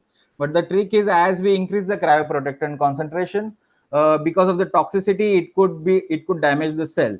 So our focus should be at lower cryoprotectant concentration. So at lower CPA concentration, we will have to reach much lower degree, much lower negative temperature, so that we avoid this crystallization at this frozen stage. So we will have to be very fast, or rapid cooling, or the cooling velocity has to be very fast, so that we bypass all these stages to reach the Tg. So this is the reason why we after loading on the cryotop or on a carrier, on cryotop or cryotech or whatever device, it has freezing or dipping in the liquid nitrogen has to be very fast. Now the other important thing is, this is a TD. TD is devitrification temperature, or incomplete vitrification, or crystallization state. Now the importance of this state is, it is very close to Tg.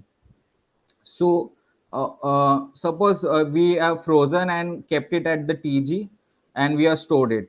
But while thawing, suppose the temperature rises and it reaches till Td.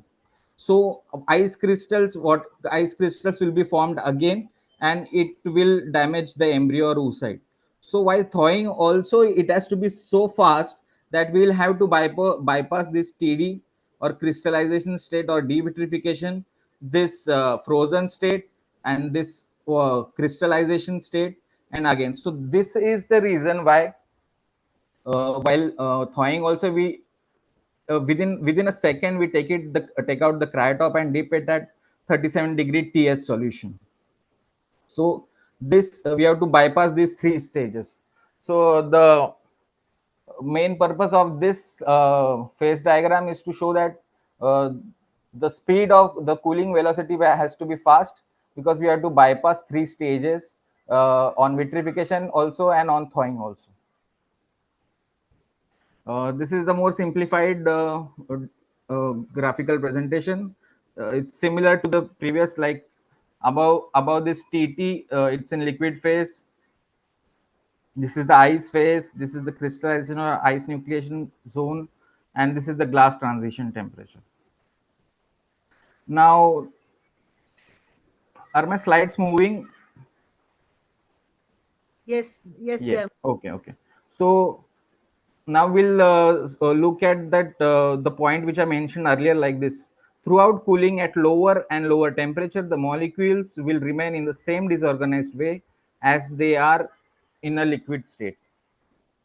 So this is a simplified explanation. There is something called as entropy. Entropy is the measure of disorder of a system. Now consider this as a liquid. The liquid will consist, the molecules of the liquid will be at some distance to each other. If it is frozen, then it will convert it to a solid. The molecules will be a little closer to each other. In a gas state, on vaporization, the molecules will be at a far greater distance to each other when compared to liquid or solid. Now the reason for showing this picture is, the molecules will be at a distance, but molecules will be continuously moving. There will be a rotational motion, translational motion, vibrational motion. So cell is very dynamic. So molecules will be continuously moving, either rotationally or translationally, like in a pendulum, or maybe stretching. So molecules will be moving. So what happens? We'll look at the second law of thermodynamics. It's just related to entropy. That's why I included this slide.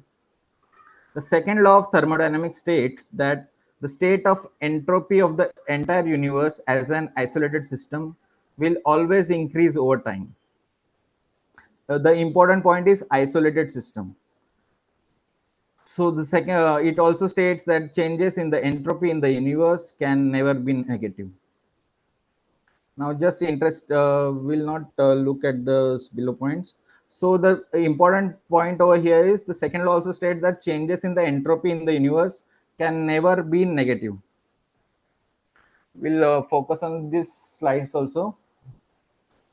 So what happens in vitrification is our aqueous solution of cryoprotectants or the embryos, the cytoplasm will be more towards this part, and we are freezing it. So suppose it will be more towards solid part. So the entropy has to be lower in a solid. So what happens exactly in vitrification is, with sufficient reduction in the temperature, the thermal energy becomes insufficient to drive the rotational and translational motions. So because of the high cooling velocity, the molecules will not be able to do the rotational or translational motion. So molecules will be at the same position where they were before vitrification. Now, what happens to the water molecules? So, water molecules will become trapped in local energy wells due to removal of internal energy, and entropy therefore stabilizes and remain above that of the ice phase. So, the point to be taken from here is, as we are freezing a liquid into a solid, so ideally the molecule should be closer and entropy should decrease. But what happens is, because of rapid freezing, the molecules don't get time to come closer or to undergo any motion, or so what happens, they will stabilize and the entropy will be that of the will remain above that of the ice phase. Technically it will be a liquid because molecules will be at the same distance and perform at the same distance in a liquid phase. So this event is referred to as glass transition. And the vitreous state is essentially a solid amorphous liquid state obtained by specific conditions of cooling and solute concentration that inhibit ice nucleation and growth. So at low temperatures, the viscosity of the solution becomes so high that sample gets immobilized. This sample then takes on the characteristics of a solid. So vitrification is direct conversion of liquid state into glass, bypassing or rapidly passing through the critical temperature of ice formation or no phase transition. Now, the cryoprotectants, there are two types of cryoprotectants: penetrating and non-penetrating. Penetrating cryoprotectants, what they do is, they replace some of the water and the cells contain, they replace some of the water the cells contain and increase the viscosity in the cell, prevent the formation of ice crystals, and make the vitrification process easier by inducing the transition to the glass state. Now, permeating cryoprotectants, they are small molecules and they form hydrogen bonds with water molecules and thereby prevent ice crystallization. The non-penetrating cryoprotectants prevent water from flowing out of the cell and occurrence of osmotic damage by making the membrane less permeable. These are some of the cryoprotectants: ethylene glycol, glycerol, DMSO, propylene glycol, acetamide. Non-penetrating are sucrose, trehalose, glucose, galactose. Cryoprotectants, they facilitate freezing process by lowering freezing point, protect the cell membrane from freeze-related injury, and decrease the deleterious effect of high salt concentration as cells dehydrate during freezing process. Now, the non-permeating cryoprotectants remain extracellular. They extract water from the cell and create a state of cellular dehydration. Now, to use together, the non-permeating cryoprotectants dehydrate the cell, and permeating cryoprotectants prevent the creation of ice crystals in the cell. Now, the importance of non-permeating cryoprotectants will come in the picture in the thawing cycle, where it avoids the osmotic shock. Since the reduction of osmotic pressure in the extracellular area permit exit of permeable cryoprotectants. If this does not happen, excess water would enter the cell and may cause rupture of the cell. This will be explained later more clearly. Now this picture visible? Yes, it's Oh, visible. okay. So Yes. the left side, consider it as a cell where it consists of solute molecules, this hexagonal and green circle, and this water. So suppose this picture is before vitrification. So after vitrification, what will happen is these molecules will be at the same relations to each other after thawing. But what happens in slow freezing is the water here, because of slow freezing, it will get time to form ice crystals and to nucleate and to become ice. Like the ice crystals will coalesce and form a ice. So this is the difference between vitrification and slow freezing. Here there is time for ice formation. Now, the main disadvantages of cryopreservation system by slow freezing of human embryos were exponentially high, expensive material to achieve freezing and the time factor. Now, it's a more practical slide. This is vitrification. Suppose everyone is aware that we have media like ES and VS. So, ES is the equilibration solution which contains permeable cryoprotectants like DMSO and ethylene glycol that penetrate the cell. Now VS, that is the second solution, they contain both permeable and non-permeable cryoprotectants, hydroxypropyl cellulose and trehalose. Now upon exposure to non-vitrifying cryoprotectants, the cell immediately adjusts its osmolarity by losing water and strings. The cryoprotectants then enter the cell more slowly due to the low membrane permeability. The time of exposure to the non-vitrifying solutions at a defined temperature is of critical importance, as it determines the intracellular concentration of cryoprotectants. So as we all know that for vitrification of blastocyst, we keep it around 15 minutes in ES, and then within a minute we wash it in VS solution. That is next. So that time is very important, because what happens is when the embryo is washed in a VS solution, there is still there is still entry of the permeable cryoprotectants, and which may dehydrate the cell or increase the cellular concentration of cryoprotectants, which may be toxic. So that VS step is very important. Vitrifying solution may cause further cell dehydration, and which may increase the intracellular CPA. Similar to the oocytes will have a very low surface by volume ratio and low permeability to cryoprotectants, so they are less efficient. So the cryoprotectants are introduced very gradually during oocyte vitrification. These are certain advantages of vitrification, which is rapid. There is short exposure to cryoprotectants, the small volumes. There is no osmotic injury. It's a simple and cheap protocol. Some historical data, historical information, like initially these cryoprotectants were called as cryophylactic, and later it was renamed as cryoprotectants by Louet. Louet in 1964 coined cryobiology. In first pregnancy was seen in Australia in 1983 by Alan Tronson. 1998, vitrification came into the picture, first by Otai et al. Then in the same year by Vasta and Kuwayama, vitrification. Kuleshava reported the first birth of a healthy baby from a vitrified oocyte. Also, Chen did it in 1986. And the first vitrified ovarian tissue transplantation, first fertilization achieved was in March 2011 by Noriko Kagawa. And recently we are new vitrification by Kuwayama. It's called Cryotech.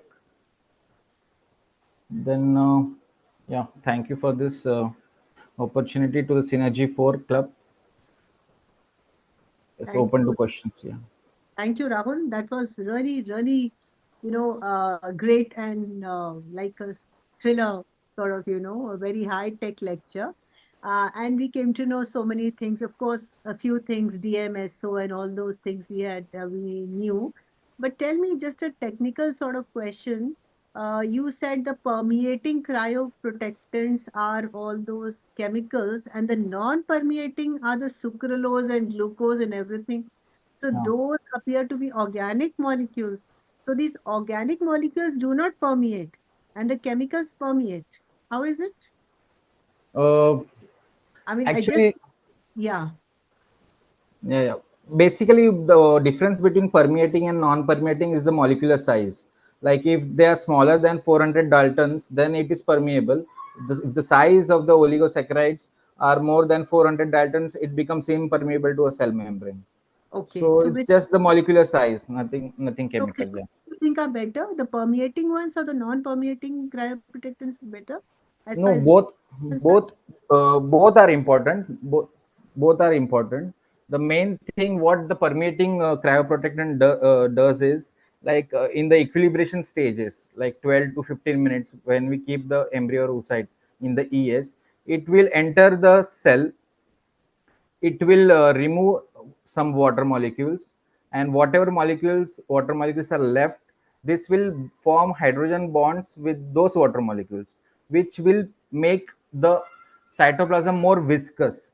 So the chances of uh, getting it frozen or to enter the crystallization state or the ice state is the very it becomes negligible if the cytoplasm becomes more viscous. And Yeah. what the non-permeating does is it lines the cell membrane of the oocyte or embryo. The permeability the permeability of cryoprotectants will be very slow, and uh, the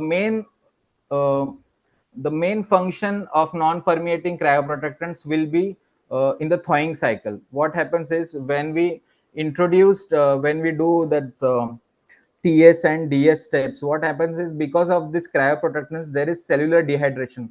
There is lot of water molecules will come out.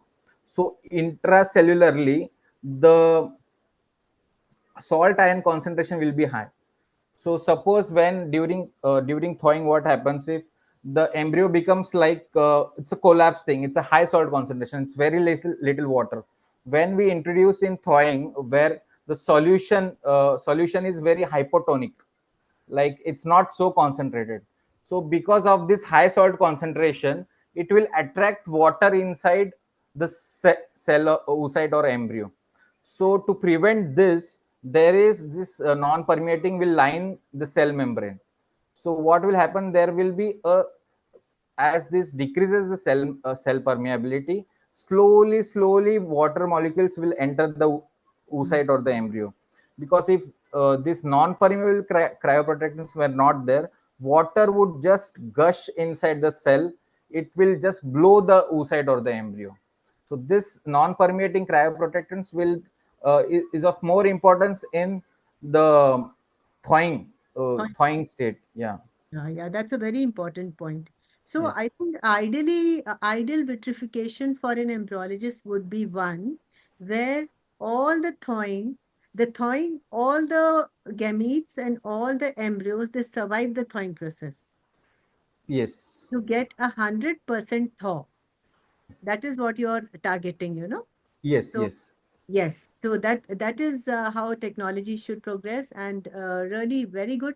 So tell me, why is it difficult to vitrify an oocyte as compared to an embryo? It's because of the size or the water content of the No, oocyte? no, there is no difference in oocyte or embryo vitrification. The Okay. only thing is we'll have to introduce the cryoprotectant slowly to an oocyte because it's very sensitive.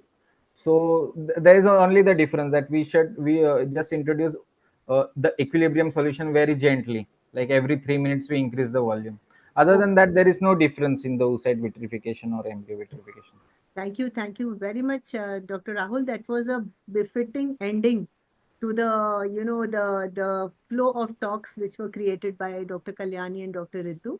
And all three of you have really made vitrification very clear, like a textbook in front of all of us. And I think everyone attending the webinar has some carry home points which we can put in our practice. Thank you so much. And I think Kalyani must be in the train right now, but thank you so much, Ritu. Thank you, Dr. Rahul. Thank you, Intas, and my studio partners, Intas, and especially Dr. Vishal Dave, who does the programs with me. And thank you, Nandini, Purva, and Neetu. Till we meet again, our next webinar is on 7th of November post Diwali, and we are doing gynec oncology. So till then, have a great Diwali and have a great weekend. Bye-bye.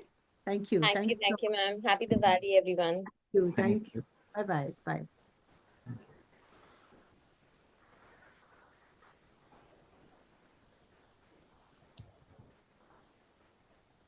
Yeah, Dr. Vishal, we had a little technical glitch. Sorry. No, it's okay. It's okay. It's okay. Yeah. I don't know how it's. Yes, I also don't know. Yeah.